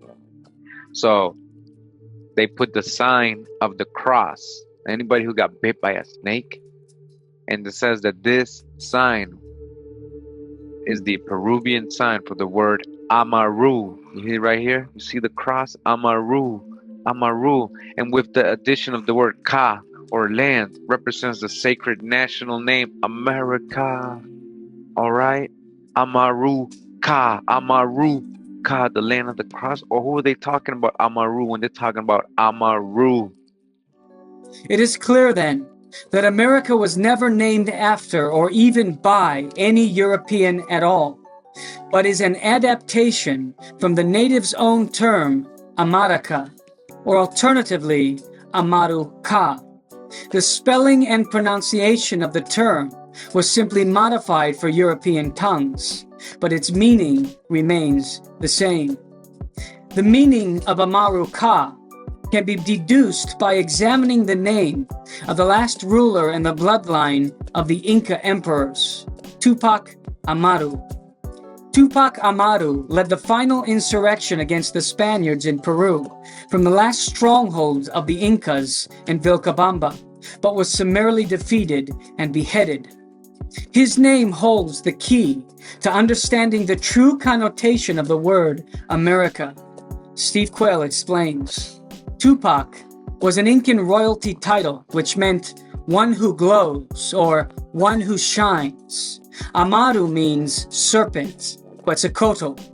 Additionally, Amaru in the Incan language also has connotations of being a serpent connected to the subterranean or underworld. All right, so real quick, We're in the website for Atlantis Rising magazine. So Atlantis Rising, I used to subscribe to this magazine way before there was internet. I used to get a lot of drop there, all these historic and conspiracies and mysteries, that they told us about. That was me. I was into all that way back. So it says here, Amaruca to America, Amaruca. We just got that in the last book, right? What does it mean? The cross, right? In the 15 years that separated the discovery of the New World and the placing of the name America on the map, there were numerous ocean crossings that may have brought home the name America. Numerous Spanish voyages reached the Caribbean islands in Central America. In Nicaragua, the Spanish explorers met up with a tribe called the Amerrique. All right, we're going to get into that. These people told the Spanish that their land was rich in gold. A French geologist, Jules Marcou, said the Spanish brought this name home. So the Spanish brought this name with them from the Americas back to Europe. It wasn't Vespucci. It wasn't named after Vespucci. The mountain range in Nicaragua was land of perpetual wind and called Amérique, and actually recorded in the sailing logs of Columbus himself. Augustus Le Plongeon said the word America or Amérique actually meant land of the wind in the Mayan language. Le Plongeon was a French-American photographer, archaeologist, and author who produced several books that connected the Mayans to the old world. What did I tell you? All right, this is the true old world, and the Mayans are the Nagas who went over to Hindustan. The Nagas. This is the old world. All right, who's the Nagas? Right, the serpents. All right, what we're about to get into. Check it out. A Peruvian people were called the Amaruca. Amaruca. They worshiped a god named Amaru, a god. Amaru. All right, let's go back to remember that the cross was placed on the tomb, which is the American Peruvian sign for the word Amaru, the cross. And with the addition of the word Ka, or land, represents the sacred national name America. All right, let's go back. It says the god named Amaru, who was similar to the plum serpent of the Maya. Amaru was the plum serpent. It was the same. All right, and who was the plum serpent? Quetzalcoatl, right? Quetzalcoatl. So they're saying Amaru is Quetzalcoatl. It is the plum serpent. All right, what are we talking about here? Just talking about snakes, right? Serpent, right? We're talking about dragons. What are we talking about? Flying a plum serpent with feathers. Discoveries continue to be made in the land of Amaruca, which contains the remarkable Machu Picchu. The last of the Inca leaders was Tupac Amaru, who was executed by the Spanish in 1572. When the Spanish landed in Colombia, they were also told they were in the land of Amaruca. You're in the land of Amaruca. You better recognize that, they told them. You're in the land of Amaruca. Amaru, the land of Amaru, or the plum serpent. You're in the land of the plum serpent. You understand? In the land of Quetzalcoatl. And who was Quetzalcoatl? It would not be incorrect to assume this was a wide-ranging area that held a group of related civilizations sharing certain characteristics. So we're in this book. It's called The Secret Teachings of All Ages. Y'all, a lot of you probably familiar with this book. I've heard of it. Of course, I know a lot of you've heard of Manly P. Hall. You know who that is. Yeah, we're talking about, high-degree Freemasons here. Yeah, we know. But, they be dropping jewels, and they teach themselves these things. They keep the truth to themselves because, knowledge is power, right? So they use this power against us, right? Then they add their hijack into it, right? So, but they know certain things, right, that we're learning today. They've known these things, all right? So let me just show you one example, what we were just talking about. So, and it says here, the red children of the sun, the red, copper-colored, red, they call you the red man, right? Writes James Morgan Creasy, do not worship the one God. For them, that one God is absolutely impersonal, and all of the forces emanated from that one God are personal. This is the exact reverse of the popular Western conception of a personal God and personal work and forces in nature. Decide for yourself which of these beliefs is the more philosophical. These children of the sun adore the plumed serpent. They adore the plumed serpent, really. Who is the messenger of the sun? The messenger of the sun? He was the god Quetzalcoatl. So the plumed serpent is Quetzalcoatl, right? We just got that before. All right, the Amaru is the plum serpent. So the plum serpent is Quetzalcoatl. So we're talking about the same thing. In Mexico, Gucumatz in Quiche, same person. And in Peru, he was called Amaru. He was called Amaru, Quetzalcoatl. From the latter name comes our word America. From the latter, from this Amaru, Amara, remember? The land of Amaraca. Amaruca is literally translated land of the plum serpent, the land of Amaru, the land of Quetzalcoatl, the land of plum serpent, the dragon, right? The priest of this god of peace from their chief center in the Cordilleras once ruled both Americas. The priest of this god of peace. Who we talking about? We talking about Prester John? We talking about King David? We talking about King David, who once ruled both Americas, North and South, Mexico and Peru, all the kingdoms, all the red men who have remained true to the ancient religion or your ancient law, your ancient connection with your creator, Most High, are still under their sway. One of their strong centers was in Guatemala, and of their order was the author of the book called Popol Vuh. In the Quiche tongue, Gucumat is the exact equivalent of Quetzalcoatl in the Nahuatl language, Quetzal, the bird of paradise, coat, serpent. The serpent veiled in plumes of the paradise bird. America, right? We're still talking about the name of America, right? It says that they put the sign of the cross was placed on the tombs of people who got bit by snakes, which is the American Peruvian sign for the word Amaru. The cross is Amaru, is Quetzalcoatl, the cross, Amaru. And with the addition of the word Ka, or land, represents the sacred national name America, Amaru, Amaru, the cross, the cross. In order to fully grasp the implications of America, land of the plumed serpent, we need to explore the oldest religion on Earth and its connection to the mythology of the three greatest civilizations that once existed in the Americas: the Mayans, the Aztecs, and the Incas. All right, so we're in the book again, Discovery of the Origin of the Name of America. It says here, the Andes silver mines of Peru and Amaraca are yet the richest in existence, and the finest gems of these mountains are the emeralds found in the Tunga mines near Bogota, which supply nearly the entire market of the world. See that footnote number 2? So that's the American Encyclopedia. They're telling you, where they get all the supply, the most of the supply in the world, from over here in America, right? The land of milk and honey, the real one, right? Now it says, this is the neighborhood about which the Spaniards heard such fabulous stories of wealth that so many expeditions left in search of the golden city, El Dorado, because it shines because of the gold, is a Dorado gold. Baron de Humboldt, who had spent many years in these regions, says that Luis Daza met 1535 an Indian of Cundin Amaraca at Casa Amaraca, who was sent by his sovereign to ask the assistance of King Atahualpa, and as usual praised the richness of his country to Daza.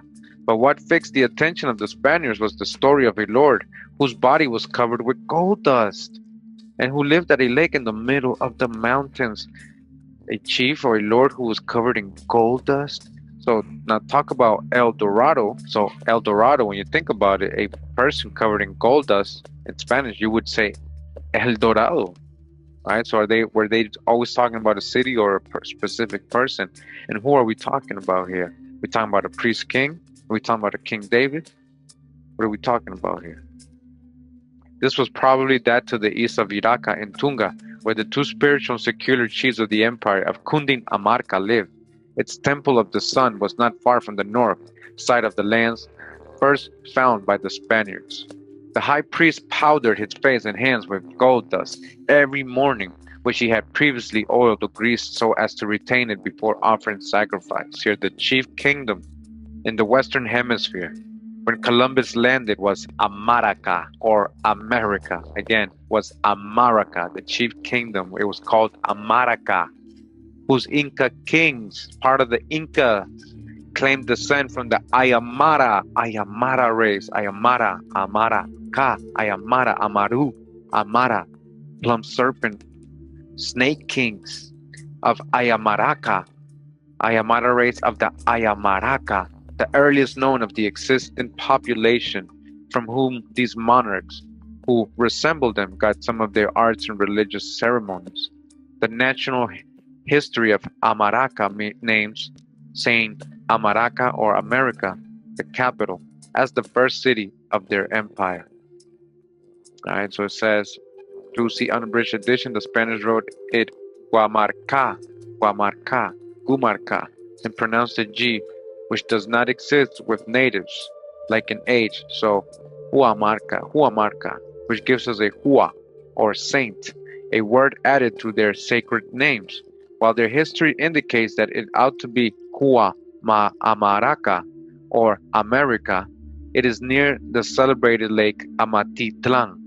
These people were the Quichua race, and from this the Castilians called the city the Holy Cross of Quichua, the latter name only being used today.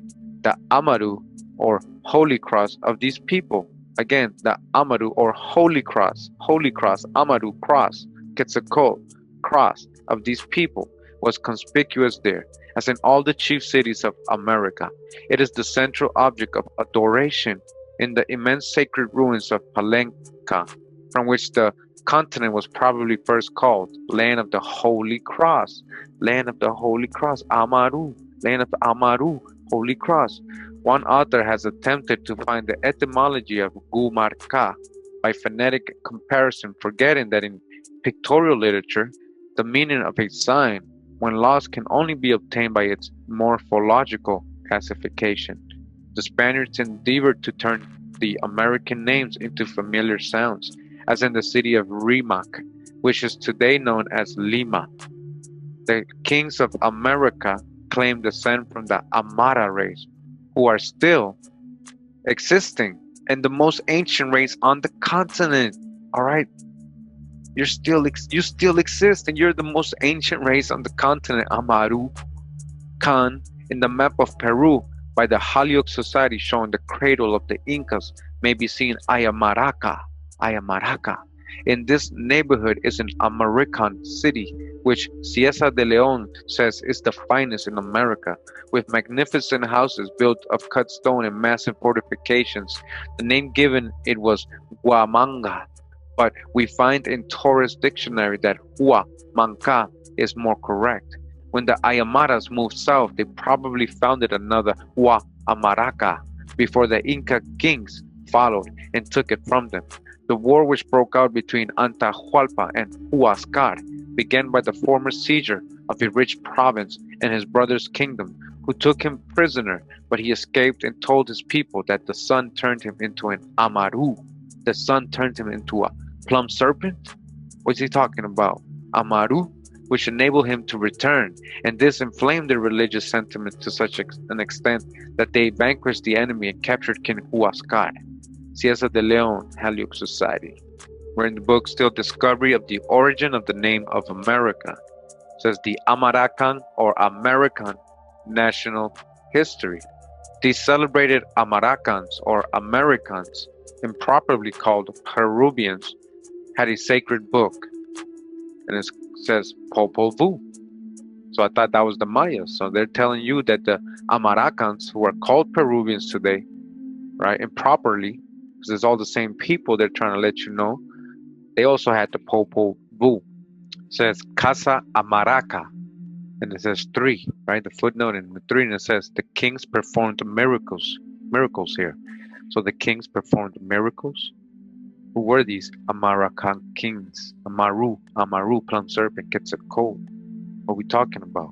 Was the royal sacred necropolis, and near it is Pult Amarca, where the sulfur springs are still called the King's Baths. John Amaraca was their Hercules. From John, behold, the present indicative of the verb Janhal, to be. Behold, America was an appropriate name for the American Hercules. There was Bin Amarca in the Gulf where Manco Capac, the prince of American legislators and first Inca king, received his divine vocation. We got before that Manco Capac was Quetzalcoatl too, and Bochica, right, from Colombia, same people, same person. Then there were the cities of Amarca, Chimpi Amerca, Yuria Amarca, Kat Amarca, Kal Amarca, and Patinamit Amarca, or America the capital, the only one which appears in their ancient documents and sacred history as the foundation of their kingdom. This is real stuff they never teach us. They had this word already. Splendor of the kings of America, their mountain cities, palaces, and customs. The kings or Incas, according to their own and other native history, were conquerors of nations. Already in an advanced state of civilization, they selected the very best and richest part of the continent for their strongholds, and paid particular attention to its gold mines, which were nearly all in the Andes, the most compact mountain system in the world, running along the Pacific coast almost the entire length of South America, from Patagonia, the southern end of the Pacific Ocean, to the Caribbean Sea in the Atlantic, a distance of at least 4,500 miles. At latitude 22 south, this mountain divides into two colossal ridges, which enclose a valley 500 miles long, 3,260 wide, 1,300 feet above the level of the sea, and so completely walled in by high mountains that its streams, which have not any outlet apparently, meet in a famous lake of 4,600 square miles, Titicaca, the largest in South America, where the beautiful palaces of the Vestal Virgins of Amaraca, in the island of Coati, have been excavated for centuries. The work still going on, a Spanish explorer having found gold and silver to the extent of $4,450,280 in one of them. In another island of this lake, where the first American high priest Manco Capac received his divine call from heaven, becoming a child of the sun, there are immense sacred ruins at Tijuanaco. A tradition is still repeated of large vaults filled with treasure beneath the great mound, and of subterraneous passage leading to Cusco, one of the royal cities 400 miles away, where among the innumerable sculptures the AMARU, or great serpent predominate. The AMARU, Quetzalcoatl, the AMARU, or the Khans, the serpent, the snake kings, right? Whose swift quivering movement was taken as an emblem of the streaks of lightning, so often seen there and said to come from the sun, a belief indirectly true. The Amaru Cancha, or Palace of Snakes, with its cornices and interior walls covered with gold, and the Temple of the Sun, were immense stone buildings enclosed in large aqueducts, and gardens kept in order by priests, 4,000 of whom were attached to the latter temple, where the royal family alone could enter, the surrounding ground being considered so holy that one could only walk with bare feet within 200 paces of it. Of the 300 temples at Cusco, this one, unsurpassed in the greatness and richness of its decorations by any building in the world, by any building in the world, is only one instance of the immense value of the treasures of Amaraca before the Spanish invasion. This is what they were calling Amaraca, the Amaru people. There's a connection here with Mexico, or the Mexicans, the Mayans, Toltecs. Near this city is Ollantaytambo, with numerous palaces and buildings wrought in polished marble, where that of the Virgins of the Sun, a marvel of Amaracan art, was well guarded by its precision and bridges, not far from a rocky mountain, which may still be seen for a mile long and 700 feet wide, apparently covered with white specks, which are tombs cut in the solid rock. The roads in this kingdom, says Baron the Humble, are the most useful and stupendous works ever executed by man. Alexander the Humble is telling you that the Inca roads, we're not talking about primitive people here, we're talking about high civilization, creators of civilizations. The roads in this kingdom, says Baron the Humble, are the most useful and stupendous works ever executed by man. Their four chief routes from Cusco rival the best Roman work, frequently going into the region of perpetual snow, completely closed in winter, through tunnels cut in solid rock, over giant precipices by steps crossing rivers by solid masonry or suspension bridges swung with osier ropes leading along the tablelands of Pasco, the highest point of the Andes occupied by man, to their richest silver mines at an elevation of 14,000 feet above the level of the sea, and only 1,500 below the perpetual snow line. There are 8 of these great highways in Chile, 6 in Bolivia, and 3 in Peru. The valleys of the great branches of the Andes are also especially adapted for these roads, which are connected with the seacoast by various passes over the western mountains, one of them running from the Pacific seaport of Trujillo, crosses over a summit of 11,600 feet before reaching Casa Amaraca, the capital of the kings, near which are the ruins of excavations through these mountains, made to afford an outlet to a lake, which had during the rainy season inundated the surrounding country, including the valley of Kurimeo, where gold was found in great quantities and smelted in furnaces. This road is continued to Popoyan and ended at Bogota.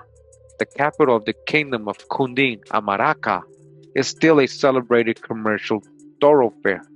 There are immense ruins at Casa Amaraca, with subterranean treasure vaults in the houses and a portion of the king's palace cut out of solid rock. Padre Calancha, one of the pioneers referring to the buried treasures of Casa Amaraca and other cities, says that if they were discovered, they would be sufficient to enrich the world. All right, you see what's going on in the land of Prester John. And in the book Discovery of the Origin of the Name of America, it says here in the first standard map of the world showing the Western Hemisphere, it was called an island.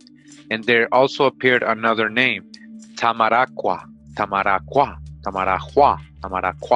meaning Amaraca or America, which was not an island, but part of the mainland, much resembling one, as may observe by our sketch. All right, so it says number 3 footnote. Let's go to that. It says the point of land, so like an isle, and now known as Maracaibo, was no doubt part of AMARACAPANA, or the country of Amaraca, mentioned by Humboldt, and it is curious illustration of these early eras to find it called by Ojeda, the isle, province, and lake of Coquivacoa, which the crown appointed him governor of, though existing only in his imagination. But they soon found out their mistake, for the name Coqui meant Chibchi, the Chibchi royal race of the kingdom of Cundin, Amaraca. The Cape Chibchi was opposite the supposed isle, Codassy's map, and Mercator, getting nearer the fact, wrote it Cuchi and other Chibchi, which they found later on was the name of the people and not their country, and altered it to Maracaibo, which, like Maracapana, meant Amaraca or America, Amaraca. Humboldt says that only 2 languages were spoken on the mainland first visited, that of the Caribs, always at war with the people of Amaracapana, the Caribs. All right, we're always warring with the Amaraca. We know that the Caribs were warring with the Anahuacans, in Spanish, Anahuacans. We know that Mexico's called Anahuac, Amaraca. We know the Amaru, Amaraca, the connection there gets a code in the Mexicans. So, who must therefore have spoken the other, or Tamanagua. The Orenago, he adds, is Tamanagua word. Tamanagua, Tamir, Tameri. It was probably from them that the Spaniards first heard of the treasures of Cundin Amaraca.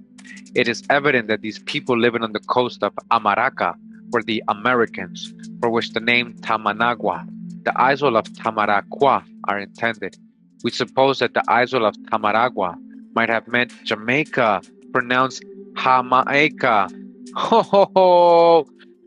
By the Spaniards. Wow, Jamaica by the Spaniards. Tamaragua. All right, was this Jamaica? Is that what they're trying to say? Tamaragua was Jamaica, and would have explained the cause of Mercator's calling the West Indies Camercan Islands.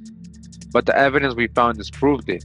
American, or Peruvian in parentheses, it says, was the diplomatic and fashionable language of the Western Hemisphere at the time of the Spanish conquest, as we now find French. spoken all over the world because it has been accepted as the tongue which must be used by all nations in their official communications. When Christians became powerful enough to make their language international, they introduced their religion also, and so did the Americans who preached AMARU, or the cross, AMARU, or the cross, AMARU, or the cross, to which we will refer presently, and consequently we find this faith all over America. On Mercator's map may be observed the name of the Arahuacas, given to the country behind the Golden Castle Mountains on the coast of Amaracapana. The chief god of these people is Hua Amaracon, and they were neighbors of the Caribes, in whose houses there was always a maraca or tamaraca, which was the name of their household god, and when shaken by their priests, the Great Spirit spoke through them. They were placed on the ground adorned with feathers, and meat and wine was placed before them, which the people thought they eat. Persia says that on the coast of Amaracapana, among their many idols and figures which they honor as gods, they have one like St. Andrew's cross, which they thought preserved them from night spirits, and they hanged it on their newborn children, a cross. These maracas or tamaracas were rattles. La maraca, the rattle, maraca, right? No doubt of the Amaru, or rattlesnake, and so we find the sacred cross, or Amaru, among all the Amaracan nations. The chief god at Haiti, where Columbus resided, was also Hua Amaracon. Again, the chief god of Haiti, Amaru, was an Amaru, was a plum serpent, the snake king, Hua Amaracon, written Amanacon, Amanacon by the Spaniards, Anacon, Amanacon. You hear that? All right, so now we're going to go into a whole other correlation here with the word America. All right, and this is, let's start with this journal here, this entry, this article from the American Geographical Society. It's called The Origin of the Name America. Again, the source would be the Journal of the American Geographical Society of New York, Volume 20, 1888, pages 183 to 196. All right. Again, The Origin of the Name America by G.O.C. Hurlbut. An article under this title in the Bulletin of the American Geographical Society number 4 for 1886 was devoted to an examination of Mr. Jules Marcot's theory that the name of the New World was taken from that of a mountain range in Nicaragua. Now they're talking about this article by Jules Marcot. He wrote it in French first, the origin of the name America, in a place in Nicaragua. And Mr. Marcot holds that 4 facts dominate the question as to the origin of the name America. These facts are, first, that Amérique, all right, now we're going into Amérique, is the Indian name of the mountains between Juigalpa and Libertad in the province of Chontales in Nicaragua. And these mountains separate Lake Nicaragua from the Mosquito Coast. The word Amérique signifies in the Maya language the country of the wind, the country where the wind blows constantly. The Christian name of Vespucci is Alberico. Okay? All right, so we're about to get into Vespucci now. All right, again, the real Christian name of Vespucci is Alberico. In Italian and in Spanish, Albericus in Latin. All right, Albericus. So this is Albert, actually, Albert. Alberico and Albericus is Albert. Nothing to do with America, right? Says 3, no other name has ever been subjected to so many variations and combinations, whether deliberate or unconscious, as the name of Vespucci. There is no parallel instance in the history of distinguished men, except in the name Alberico. Not one of the names is found in the nomenclature of the calendars of the Italian and Spanish saints. Although Vespucci lived at the time of the greatest fervor and the absolute supremacy of Roman Catholic Christianity. You hear what they're telling you, right? Finally, not one of these names, Americus, Amerigo, Amerigo, Amerigio, Americo, Almerigo, Albertutio, Almerico, Morigo, Damerigo, Armenico, Amaric, Iamaric, Almaric, and Amaric is a diminutive or an accepted form either in Italy or in Spain or in France for Alberico, Albericus, and Alberic, Alberic or Albert. All right. So they're telling you that these names, if it was his name, Amerigo, if they're trying to say, well, it's different in a different language than Albert. Albert is Amerigo. No, it's not. It's not. It's not. It doesn't translate to Albert. That was his name. So his name has nothing to do with America.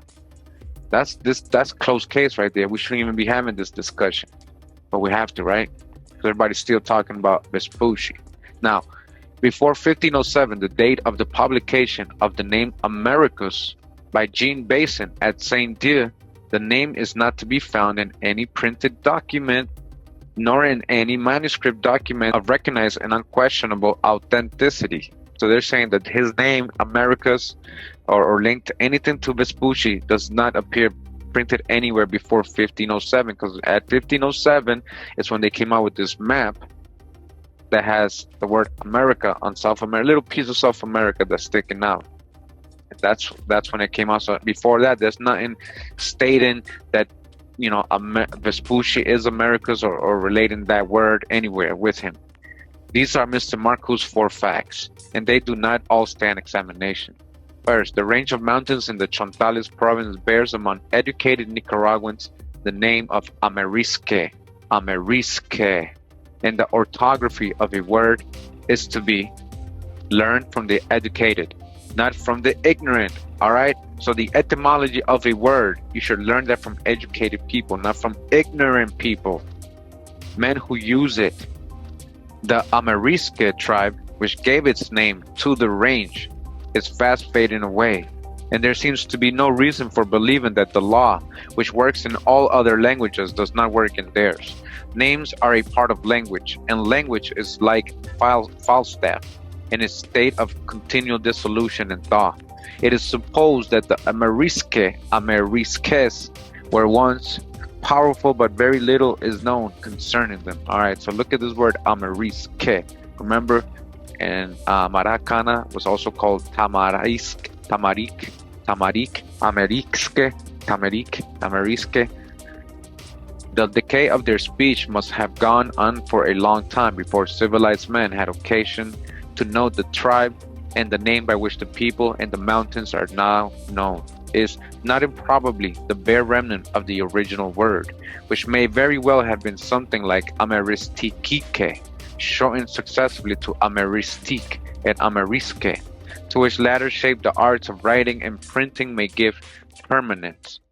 All right, so again, we got the original source. Again, the origin of the name America by Jules Marcos. So let's see what Jules actually said. You know, the other guy was reviewing his work. It says the controversy as to the priority of the discovery and the honor of bestowing a name on the New World has been so long undecided, almost 3 centuries, that any light thrown upon this intricate problem may help its true solution.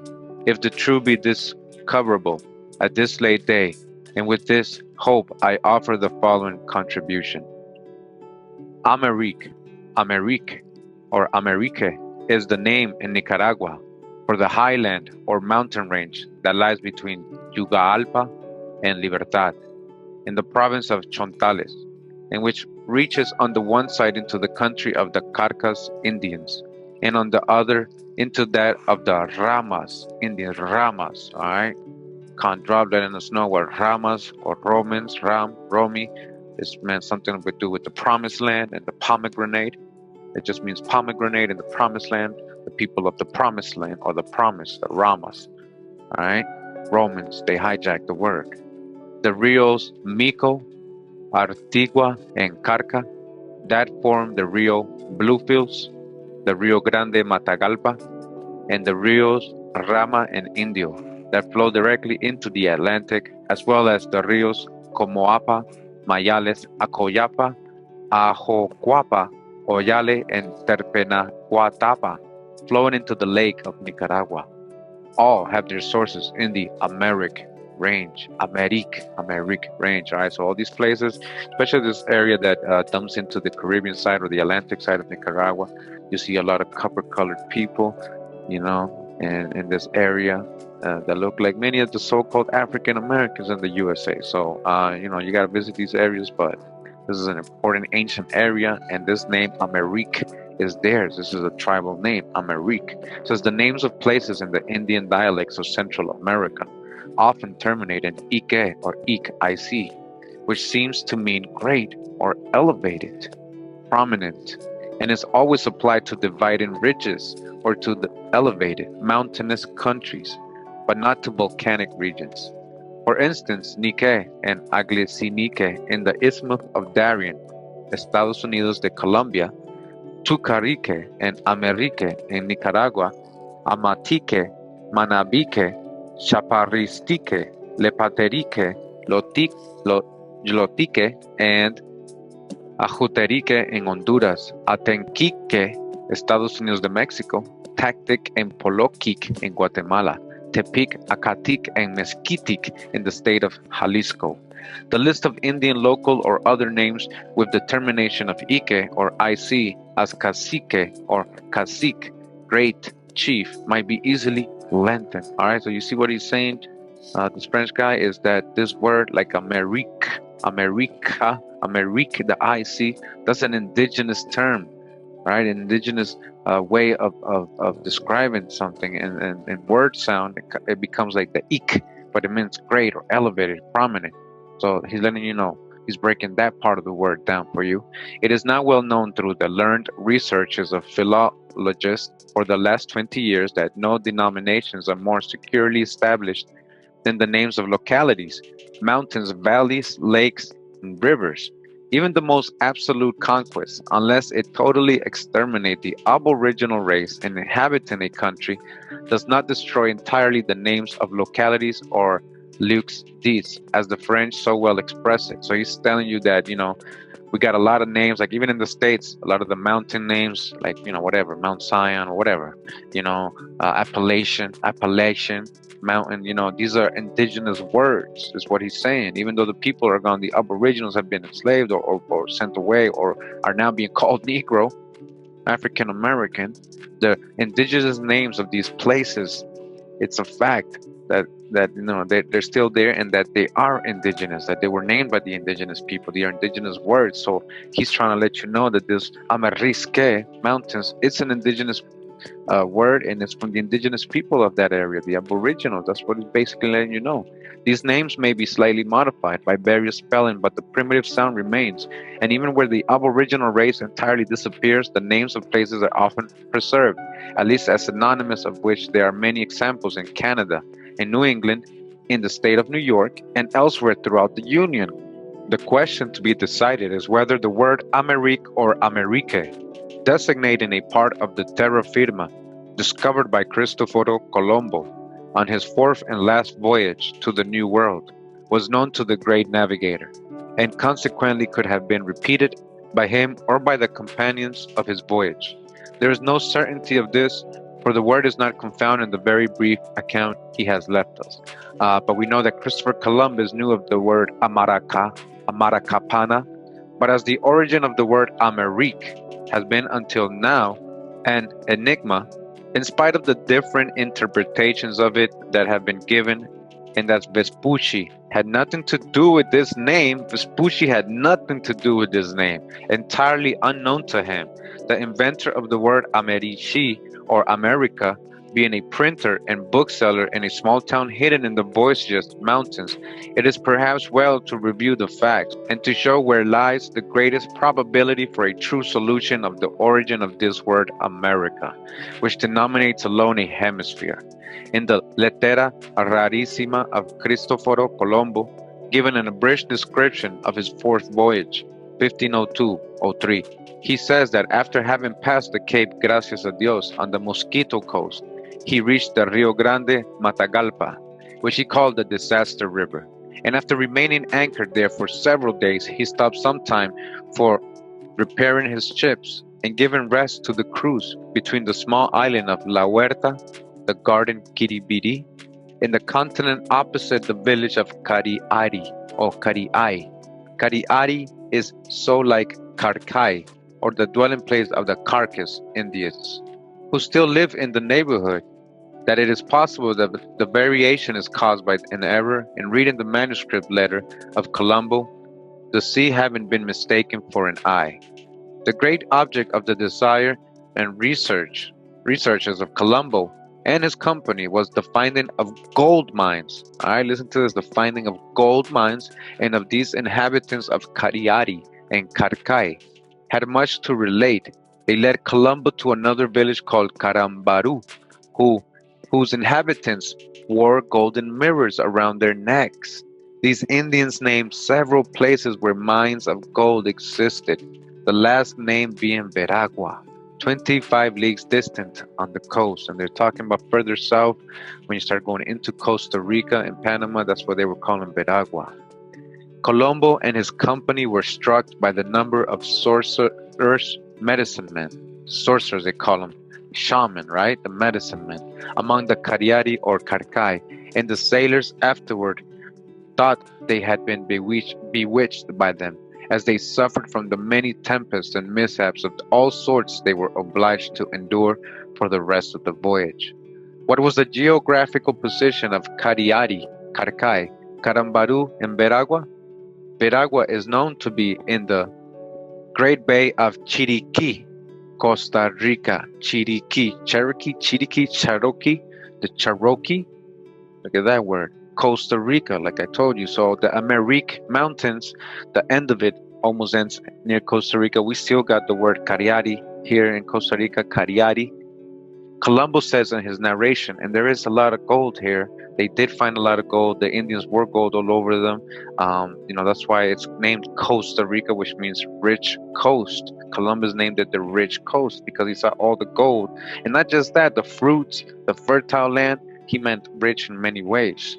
Columbus says in his narration, it is the custom in this territory of Veragua to bury the chief men with all the gold they possess. And in these last years, gold has been found in the tombs of the aborigines of that country. Aborigines. Carambaru was at least 25 leagues distant from Veragua, Chiriquí, which brings us a little to the north of the Rio San Juan. And the Rio San Juan is that which divides Costa Rica and Nicaragua. And Greytown, Cariari, Carcay, must have been a little farther north in the neighborhood of the mouth of the Rio Bluefields, of which the Rio Carca is one of the affluents, where are several islands, and this accords with the narration of Colombo.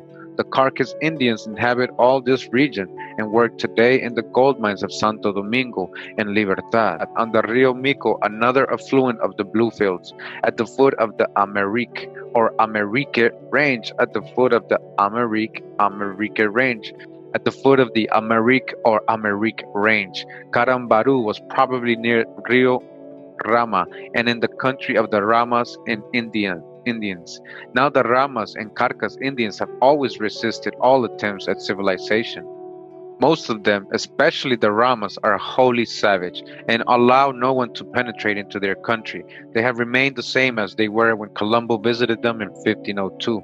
It is well known with what tenacity the Indians attached themselves to all their surroundings, and the Amarique or Amerique range forms the highest chain of mountains in the country of the Carcas and Ramas Indians, the average being 3,000 feet, making a dividing line between the waters flowing directly into the Atlantic and those that empty into the Lake of Nicaragua. According to travelers who have visited certain places in the neighborhood of Libertad, Yuegalpa, and Acoyapo, this mountain range is very conspicuous. It is seen from afar with its precipitous rocks, great white cliffs, and huge isolated rocky pinnacles. This ridge divides the country in two parts, distinguished by totally different climates. To the east, continual rains have caused impenetrable forests, and to the west of this dividing line, the country is arid and unproductive for want of rain. The American range prevents the passage of all the moisture from the Atlantic. Right, so you see this ridge, this Amerique Mountains, how they split the country in two and keep all the water on one side. That happens almost like that here in Costa Rica. Our Caribbean side gets a lot more rain, right, than our Pacific side. All right. The Amerrique Range prevents the passage of all the moisture from the Atlantic. The direction is from north-northwest to south-southeast, and the last spur of the range is on the Atlantic coast, a little to the north of Greytown, the ramifications being in the country of the unapproachable and savage Ramas Indians. All right, we're in this book now. It's called The Earth and Its Inhabitants, North America, by Elise Reclus. All right, volume 2. It says Mexico, Central America, West Indies, 1893. And we're going to this part of the book right here. And it's talking about a region in Central America in Nicaragua. From Nicaragua going down towards Costa Rica. All right, and it says, in several places, these fragmentary sections of the plateau present the aspect of distinct sierras. Such are in the north the Sierra de Geluca, and in the south that of Jolaina, which terminates seaward in the Punta Mico, the monkey point of English writers. Amongst the various foothills of the main range, there is one ridge which had passed unnoticed by all geographers till indicated for the first time by the naturalist Belt in 1874, when it attracted universal attention owing to the curious resemblance of its name to that of the New World itself. All right, its name resembled the name of the New World, where they're talking about America. This is the little Sierra de Amerrique. All right, this is the Sierra de Amerrique near Libertad. Otherwise, remarkable for its sheer rocky walls, its obelisk and huge isolated crags. The name of the continent has now been connected by M. Marco with these hitherto unknown rugged heights. The theory being that Amerigo Vespucci and other early navigators heard the natives speak of the hills in question as abounding in treasures, and then applied the term to the whole region.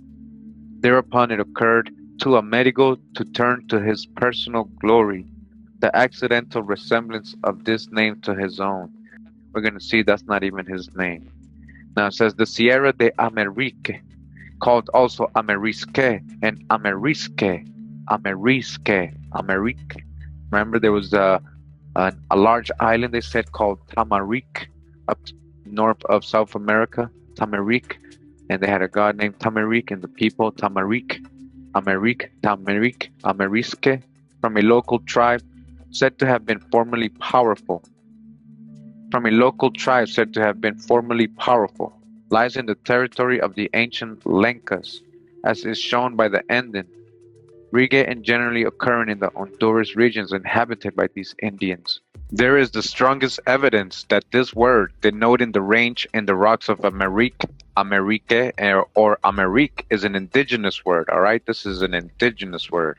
The terminal Ike or IC being common for the names of locality in the language of the Lenca Indians of Central America. All right, this is a word the Lenca use, a part of Mexico, and that this name has been perpetuated without alteration since the discovery of the New World by the complete isolation of the Indians who live in this part of the continent, who call their mountains by the same word today as they did in 1502 when Colombo visited them, Amérique, or Amerrique. These mountains are auriferous. At their foot lie the gold mines of Libertad and Santo Domingo, and further the gold of the alluvion or the placers is entirely exhausted, which can only be explained through a previous washing by the Indians themselves. At present, the gold is to be found only in the veins of quartz rock. Colombo says that Indians named several localities rich in gold, but he does not give the names in his very curtailed account, contenting himself with citing the names of the province of Siamba. But it is highly probable that this name, Amérique or Amérique, was often pronounced by the Indians in answer to the present demands of the Europeans of the expedition. The eagerness for gold was such among the first navigators that it formed their chief preoccupation everywhere, and it is almost certain that to their continual questions as to the place where the gold was found that the Indians wore as ornaments, the reply would be from Amérique, All right, you get it? So they're finding all this gold in this coast too in Central America, Nicaragua, Costa Rica, Veragua. And where did you get that gold? They would ask the Indians. And they would say, we got it from the Amarique, Amaru, Amaruca, Amaraca. So you see how there's also gold in South America related to Amaraca. All right, and there's gold here related to Amerrique. So they're going back to Europe, all these people, and like, man, we're getting gold from all these regions called Amerique, America, Amerique. This word signifying the most elevated and conspicuous part of the interior, the upper country, the distinguishing feature of the province of Quiamba. It does not follow that Colombo was ignorant of the word Amérique because he was omitted in the Lettera Rarissima, which was addressed by him to his Catholic Majesty, the powerful King of Spain. It is evident from his mention of several places where gold was to be found, as the Indians had told him without giving their names, that he did not tell all he knew, and it must be remembered that the Lettera Rarissima was written under the most painful circumstances. He was a prisoner in the island of Jamaica, loaded with chains, old, infirm, and overwhelmed by suffering and injustice, and not in a position to make a very full report of his expedition. His account of his fourth voyage, and the least clear and precise of all his writings, shown in its confused and melancholy style the sad condition to which he was reduced. And although the name Amérique is not seen therein, the region may have been considered by Colombo and his companions as an unexplored El Dorado, occupying the interior of the country in the province of Quiamba, along the coast of which they had navigated. We may suppose that Colombo and his companions, on their return to Europe, when relating their adventures, would boast of the rich gold mines they had discovered through the Indians of Nicaragua, and say they lay in the direction of Amérique. This would make popular the word Amérique as the common designation of that part of the Indies, all right? So Central America, Amérique, South America, Amaraca, in which the richest mines of gold in the New World were situated. The word Amérique, a synonym for this golden country. Amérique, a synonym for this golden country, just like Amaracana, would become known in the seaports of the West Indies and then in those of Europe, and would gradually penetrate into the interior of the continent, so that a printer and bookseller in Saint-Dié, at the foot of the Vosges, would have heard the word Amérique without understanding its true meaning as an indigenous Indian word, but would become acquainted with it in conversations about these famous discoveries as designating a country in the New Indies very rich in mines of gold. The annual report of the Board of Regents of the Smithsonian Institute showing the operations, expenditures, and condition of the institution, July 1888. There's like a report in here, and it says here, Amerigo Vespucci in America by Jules Marceau. Different notes on what Jules Marceau said as well. All right, so these are some letters from Jules Marceau. And it says here, Washington, D.C., December 29th, 1887. It says, the word Amérique is pronounced as Mr. Thomas Bell wrote it by the natives of the tribe with whom I have conversed. These Indians seem to have been formerly a powerful tribe. These were a powerful tribe, the Amarucans, right? The Amarique, Amaruk. At a distance from the Sierra Range in the level ground, there are extensive spaces which were at one time cemeteries and undoubtedly belonged to these Indians. It is certain that towards the south other tribes inhabited that region. It is moreover easy to know that they kept up from very ancient date a communication with the Atlantic coast, cultivating probably friendly relations with the once warlike tribe of the Moscos, who held the country from about Laguna de Caratasca, Honduras, and the Cape Gracias a Dios to a little south of the Laguna de Perlas in the Rio Bluefields. At the present day, the Amériques are a few in number, but I do not feel able at the moment to give any sufficient reason for that fact. They are not molested by anyone, and they live at their ease in their mountains, but it is evident that no long time will elapse before they disappear entirely, perhaps by absorption into other tribes.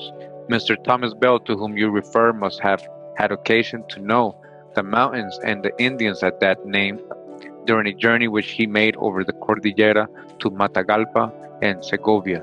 I served under the order of that gentleman in the mines of Chontales and enjoyed the honor of his friendship and confidence. This protest of Senator J. D. Rodriguez was brought out by the position taken by a few opponents who claimed that because the map makers have not inscribed the name Amerrique on any of the maps known until now, the name Amerrique applied to a chain of mountains of Nicaragua was created out of Mr. Belt's inner consciousness. All right, so they're trying to say that this guy created this name, Thomas Belt, but it's not the truth. Don Manuel M. de Peralta, now listen to this, Minister of Costa Rica at Washington, wrote a letter to President of the Republic of Nicaragua, Don Ad Cardenas, asking if there really is in El Departamento de Chontales a chain of mountains known by the name of Amerrique, Amerrique, or Amerrique. The answer not only confirmed the existence of the Sierra Amerrique, but also a tribe of Indians called Los Amerisques, the Ameriques, Los Ameriques. You see that? There was a tribe by that name, the Amaru, Amari, Tamari, and that the spelling of the name was, as Mr. Bell wrote it, Amerique, with two R's.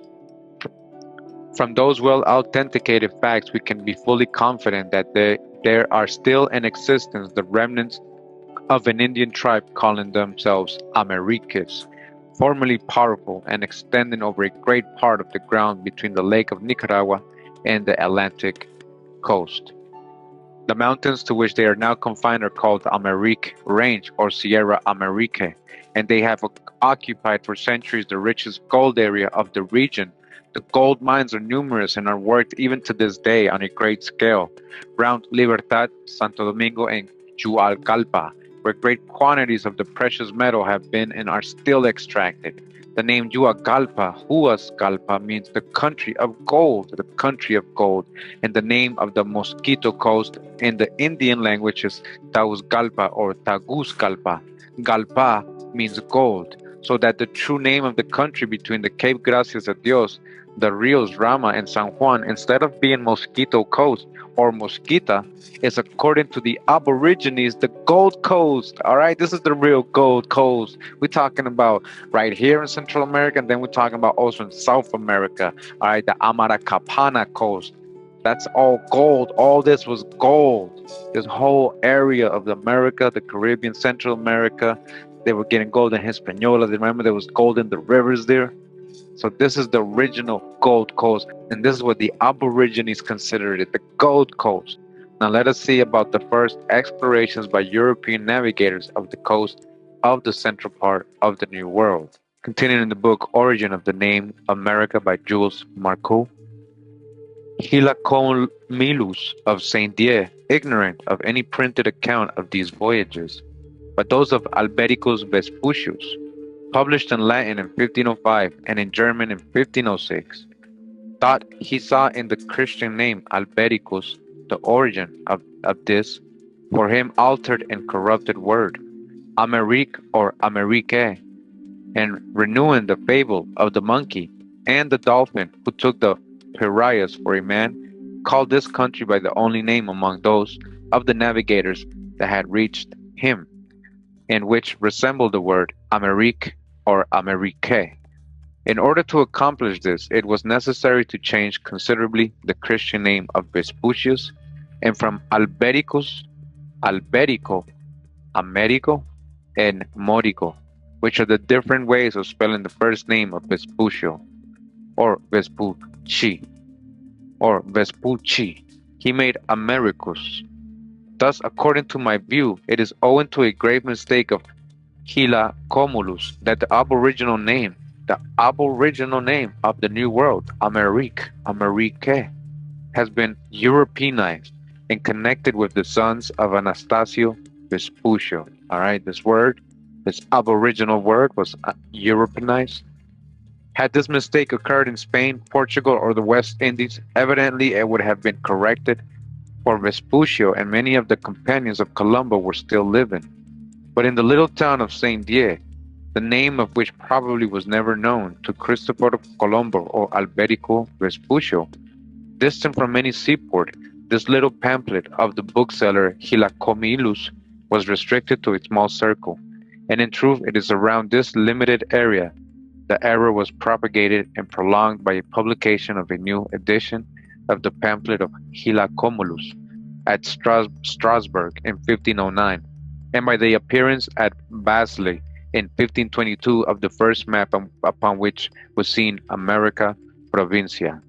This map with the name America upon it reached Spain long after the death of Cristoforo Colombo, which took place in 1506, and the companions of his expedition, almost all unlearned men, were also either dead or gone back to the Indies, and no one was there who could correct the mistake. Even supposing that the map gave the origin of the word, the name Amérique had been heard not as that of a man, but of a country, of an undetermined portion of terra firma, of the New World, and it was accepted without difficulty, no attention being paid to the mistake of the printer and bookseller of Saint-Dié, whose pamphlet was probably unknown in Spain. There can be little doubt that the word Amérique was not only known but popularized to a certain extent in the seaports of Spain, Portugal, and the Indies, or it would not have been thus at once accepted by universal consent without discussion. All right, so we know that the Spanish knew about Amaracapana or Amaraca because they had a settlement named Amaraca, Amaracu. We know that, right? So of course they accepted when they saw Amerrique, America. This is all the more probable from the fact that Hylacomelus, beside the marked alteration of the first name, Alberico, all right? So remember Alberico, and this is Albert, has nothing to do with America. Disregarded the rule which has always been followed in naming countries by giving the first name instead of the family name of his hero. All right, so he's pointing out that even, let's say it was true that it was named after Alberigo, then it should have used his last name, not his first name like everybody else does. He should have called the New World Vespuccia or Vespuccia after his last name, all right? The Christian name of an ordinary man is never used to designate a country, but only that of an emperor, king, queen, or prince. Thus we say Straits of Magellan, Vancouver's Island, Tasmania, Van Diemen's Land, etc. While we have, on the other hand, Louisiana, Carolina, Georgia, Maryland, Filipinas, Victoria, etc. There is no exception to this rule. In the case of Cristoforo Colombo, for no one has thought of giving the name of Cristoforia to a country, and that of Cristoforo to a town, while at several epochs many names of Colombia, Colombia, Columbus, and Cologne have been given. Furthermore, in given to Vespuccio the honor of naming the New World, Hylacomelus, using the Christian name contrary to all precedent, should have named it Albericia, or Amerigia, or Amerigonia, or Morigia, and not America. All right, so even if they were going to use his first name, it would still be different. It wouldn't be America. All right, so he's pointing out some very obvious things here. The only way to explain this name reached with such difficulty is that Hylacomelus had previously heard pronounced the name Amerrique or Amerique, Amerigo Vespucci, as the name is written by Cristoforo Colombo in his later dated Seville, 5 February 1505, died in 1512, long before the publication of Basli of the map in Mela cum commentatio Vadiani, without knowing the dangerous glory that was preparing for him at Saint-Dié. As Humboldt expressed it, he believed until the end of his life that the New World was the coast of Asia, and died as he had lived, Piloto Mayor de Indias. This belief in the Indies and the nearness to the river Ganges of their discovery prevented Colombo, the river Ganges, river Eden, right? So remember, because Colombo said when he reached the Orinoco, he's like, this river gotta be coming from the terrestrial paradise, the Garden of Eden. He thought it was the Ganges River, the Orinoco. All right, you gotta dig into that. And his contemporaries and his successors, from giving the countries, they found a collective name. The idea originated with men in the interior of the continent of Europe, unacquainted practically with the navigation of those times, so feverish with the excitement of voyages, and who repeated the sayings of the sailors without knowing very well what they were about, applied a name already known to those who had returned from the Indies. Remember, the Spanish and Portuguese, they were returning with this word Amaraca, the kingdom of Amaraca, Amerrique, Amaraca, Amerrique, Amaru, the gold from Amaraca and Amerrique, but which was without any exact geographical position to an entire group of newly discovered lands, hardly then recognized as a whole. The mistake of the theoretical geographers of St. Dié, Strasbourg, and Basel could hardly have been corrected, unless by Colombo, who was no longer in this world, and then the discoveries of Cortes, Pizarro, and others came to change the direction of ideas as to the countries fabulously rich in gold. All right, so we know Pizarro, he knew about Amaracapana because he was there, and as there are accounts of them invading Cax Amaracapana.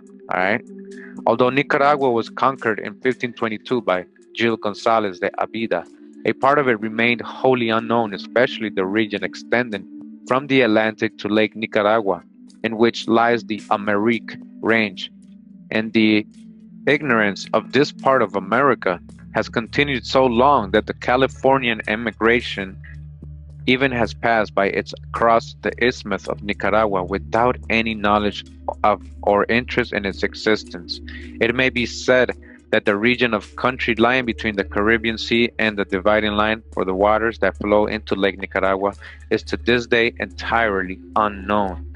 The Carcas and Ramas Indians, especially the latter, oppose any entrance into their country, rejecting even the Indians who search for caoutchouc and who intrepidly pursue their work in countries as yet closed.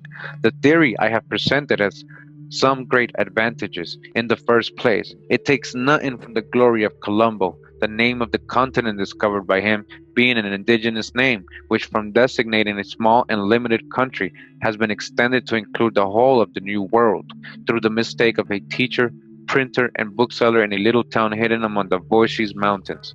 The accusations of plagiarism from which Alberico Vespucci has suffered are abolished, and there is no longer any reason to reproach him with having imposed or having suffered to be imposed his Christian name on a whole continent, inasmuch as this name was never Amérique or Amerrique, but Alberico or Amerigo. The name Amérique, although aboriginal, makes no confusion between a part and a whole, because the locality where it exists, as Lou did, is too small, obscure, and insignificant to give rise to any false or double meaning of the term. Finally, this name appears to be admirably chosen, extending as the Amerrique range does from the center of the extremities of the continent, radiating as it were, giving one hand to the north and one to the south, looking to the Antilles and to the Pacific, and being even the central point of the immense chain of mountains which extends from the Tierra del Fuego to the borders of Mackenzie River, and forms the backbone of the Western Hemisphere, in truth, the longest range of mountains upon our globe. It is well chosen, also, as it probably was heard by the great Admiral Colombo on his fourth voyage, the illustrious discoverer of the New World, being the first European who heard and pronounced the word Amérique or Amerrique. So we know that Columbus in the same voyage got to that part of South America where they were calling Amaraca, the settlement, Amaraca. He was there. So of course he knew this. By the time he reached the Amerrique mountains, they, oh man, this word is everywhere. All right, not just in South America, but also in Central America with the Amerrique. Although we have no material certainly of this.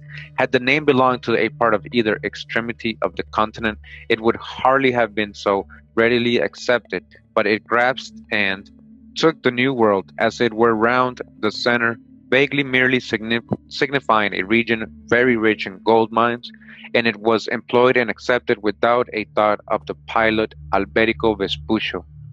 All right, so this word America, Amaraca, just like in South America, it was related to the lands of gold, right? The gold castles. Remember the golden mountains, golden castles, the golden castle mountains. All right, so just like there in Central America, also Amerrique, Amaru, was a region signifying a region very rich in gold mines. and it was employed and accepted without a thought of the pilot Alberico Vespucci, without his influence. It was a long time after that discussions arose among learned geographers in that the gross mistake of Hilacumulus was imposed upon the world as truth. In a word, the name Amérique is American. All right, Amérique is American. Amaraca is Amaraca, Amaraca, Amarucan. First voyage of Vespucci. From the beginning, we are confronted by the most contested of Vespucci's voyages, May 1497 to October 1498. Las Casas, Herrera, Charlevoix, Robertson, Tiraboshi, Munoz, Navarrete, and Washington Irving declared that the author of the Quator Navigaciones has forced his first voyage. All right, we got this before. So basically Vespucci supposedly made 2 voyages, but on the first voyage it seems like it was fraudulent, it wasn't real, or he didn't really land on the firm land or South America. He only did that on the second voyage, right? And all these authors, historic authors, are confirming this, right? That he forced his first voyage. All right, Alexander the Humboldt. Now we read Alexander the Humble, what he said earlier. After calling his so-called first voyage pretended, tries to show an alibi for Vespucci, who according to his opinion was then in Sevilla and at San Lucar superintending the arming of a fleet for the third voyage of Christopher Columbus from April 1497 to 1498, and accordingly a material impossibility of having then accomplished his first voyage, which finally he calls problematic voyage of a contested date, admitting as proof that the date of May 10th or 20, 1497 is false. Vespucci was never there before Columbus anyway. That's what they're trying to show you here. He made supposedly 2 voyages, and it seems like he only really went, the real one was the second one. All right, so just want to show you this map they have here. All right, it says map of the part of Nicaragua. So it shows Honduras, right, on top here. Then there's the border with Nicaragua, and you can see the word Amerrique Indians, right? Ameriques, right there, Ameriques. See the Atlantic, that's the Caribbean. Province of Chiamba, what Columbus was calling it Chiamba, and that was like an Asian word or Asian town he was looking for. So the Amerique Range, you see it here, the gold mirrors or Indians, the Amerique Indians. Then you got down here Costa Rica, right? However, unbeknownst to most, Vespucci was not named Amerigo until after the naming of the New World on Waldseemüller's map, as writer Jan R. Carew records. Alberico Vespucci and I deliberately use his authentic Christian name, a Florentine dilettante and rascal, corrected Columbus's error. Vespucci declared that what Columbus had indeed stumbled on was a new world. Alberico was undoubtedly a Florentine dilettante, and an extraordinarily clever one. Why would he otherwise have changed his Christian name after his voyage to the Americas? In other words, writes author Steve Quayle in his book True Legends, the New World wasn't named after the mapmaker, but rather the mapmaker Vespucci named himself after the New World, and his friends and historians then claimed that the Americas were named after him. One of those claims came from a Florentine bishop of the time who boasted in a letter, "And well may our new world be named America, since its discovery was due to our eminent countryman, Amerigo Vespucci." This singular line from the bishop's letter has been touted by historians as proof that America was named after Vespucci. But aside from changing his name to match Waldseemüller's map, there are many other compelling arguments against America being named after Amerigo Vespucci. For starters, even if they had intended to name the New World after him, it is highly unlikely that Waldseemüller and Ringman would have used Vespucci's first name instead of his last. As historian Alexander Del Mar notes, had there been any intention to name the continent after Vespucci, his surname would have been used, so that the result would have been something like Vespugia instead of America. In short, there seems to be very little room to doubt that the world has been misled through the complimentary notice of the Florentine bishop who claimed the New World was named after Vespucci. The name Amerigo, or Amerigo, or Amerigue, which are the three variations in spelling known until 1507, would give in Latin Amerigonius, Amerigius, Amerigo, or even Amerigue, but not Americas, alright? Those names would not give Americas. Jean Basson, in making such a lapsus linguae, must have been influenced and entirely directed by the aboriginal name of Amerrique, which reached Europe 4 years before. So not only Amerique was over in Europe, but also the word Amaraca, Amaraca, Amaru, AMARACAPANA, the land, the country of Amaraca. So Amerique and Amaraca were over there already, which reached Europe 4 years before and had time to spread as a name of a country and a tribe of Indians rich in gold. For in 1503, Colombo and his 150 seamen returned from Cariay and Carambaru on the Mosquito Coast. The proofreader, castigator Martin Hilacomulus Waldseemüller, wrongly credited as the godfather of the New World. So Westmiller map is when we first see the word America, and was not a partisan of the name America, for he does not use it in any of his publications, no, not even on his map of the New World of the Ptolemy of 1513, called only Terra Nova, without the name America anywhere. The canon Gantier Lude, secretary of the Duke of Lorraine, did not use it in his Speculi Orbis Declaratio, etc., 1507, and Ringman, the Bosnian poet and professor of cosmography at St. Dié and afterwards at Basel, never quoted it.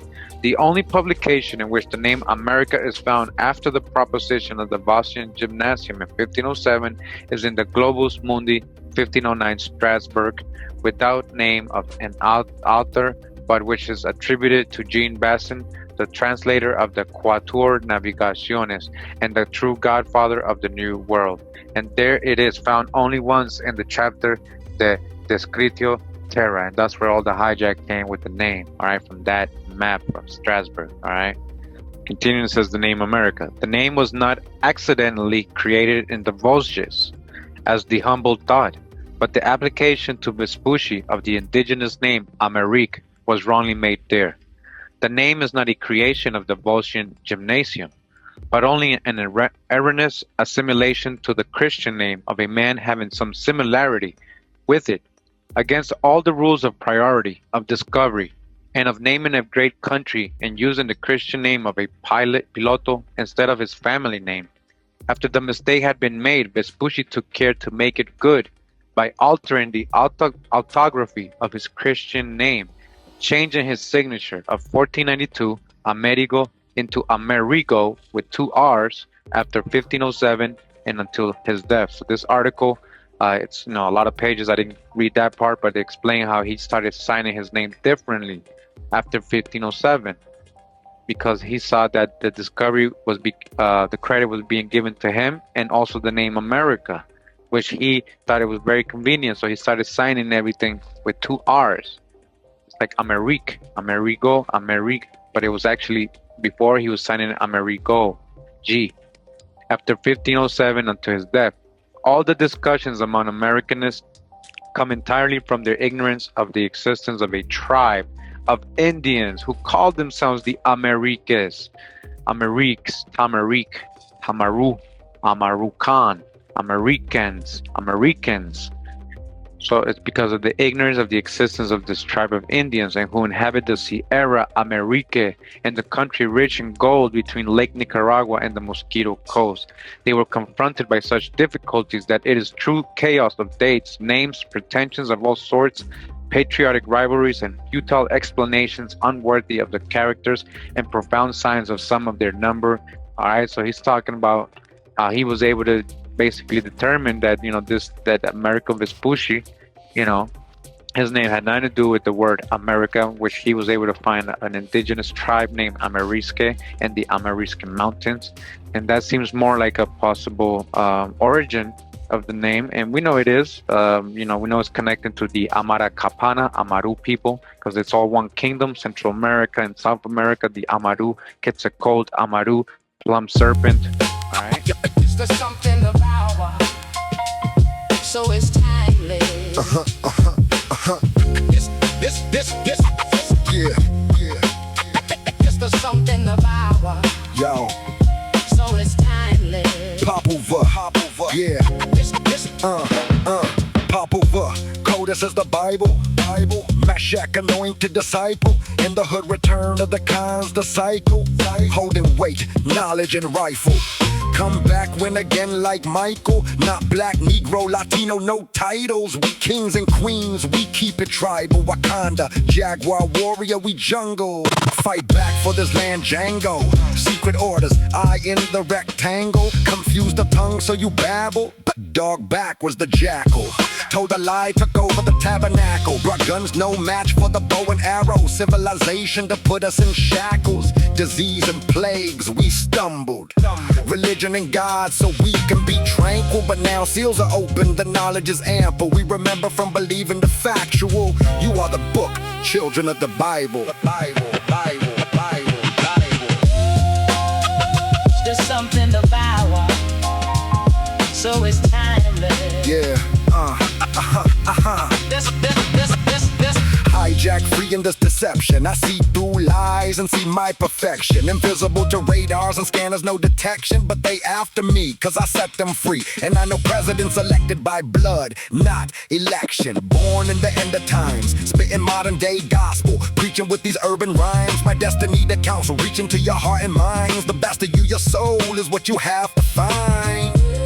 It's what you have to find. I hope you hear what I'm stressing. Knowledge is a gift and overstanding is a blessing. Deciphering the tablet, seeking truth, no second guessing. Are you listening? Ancestors calling, the seals are open. Nagas rising, no more stalling. Wasted too much time, these memories are haunting. They found Indian burial grounds and Negroes in the coffin. And still cops killing Negroes too often. History repeats, dragons cry, prophets on the beats. We not stop until the mission is complete. Get out the kitchen if you can't handle the heat. It's just something about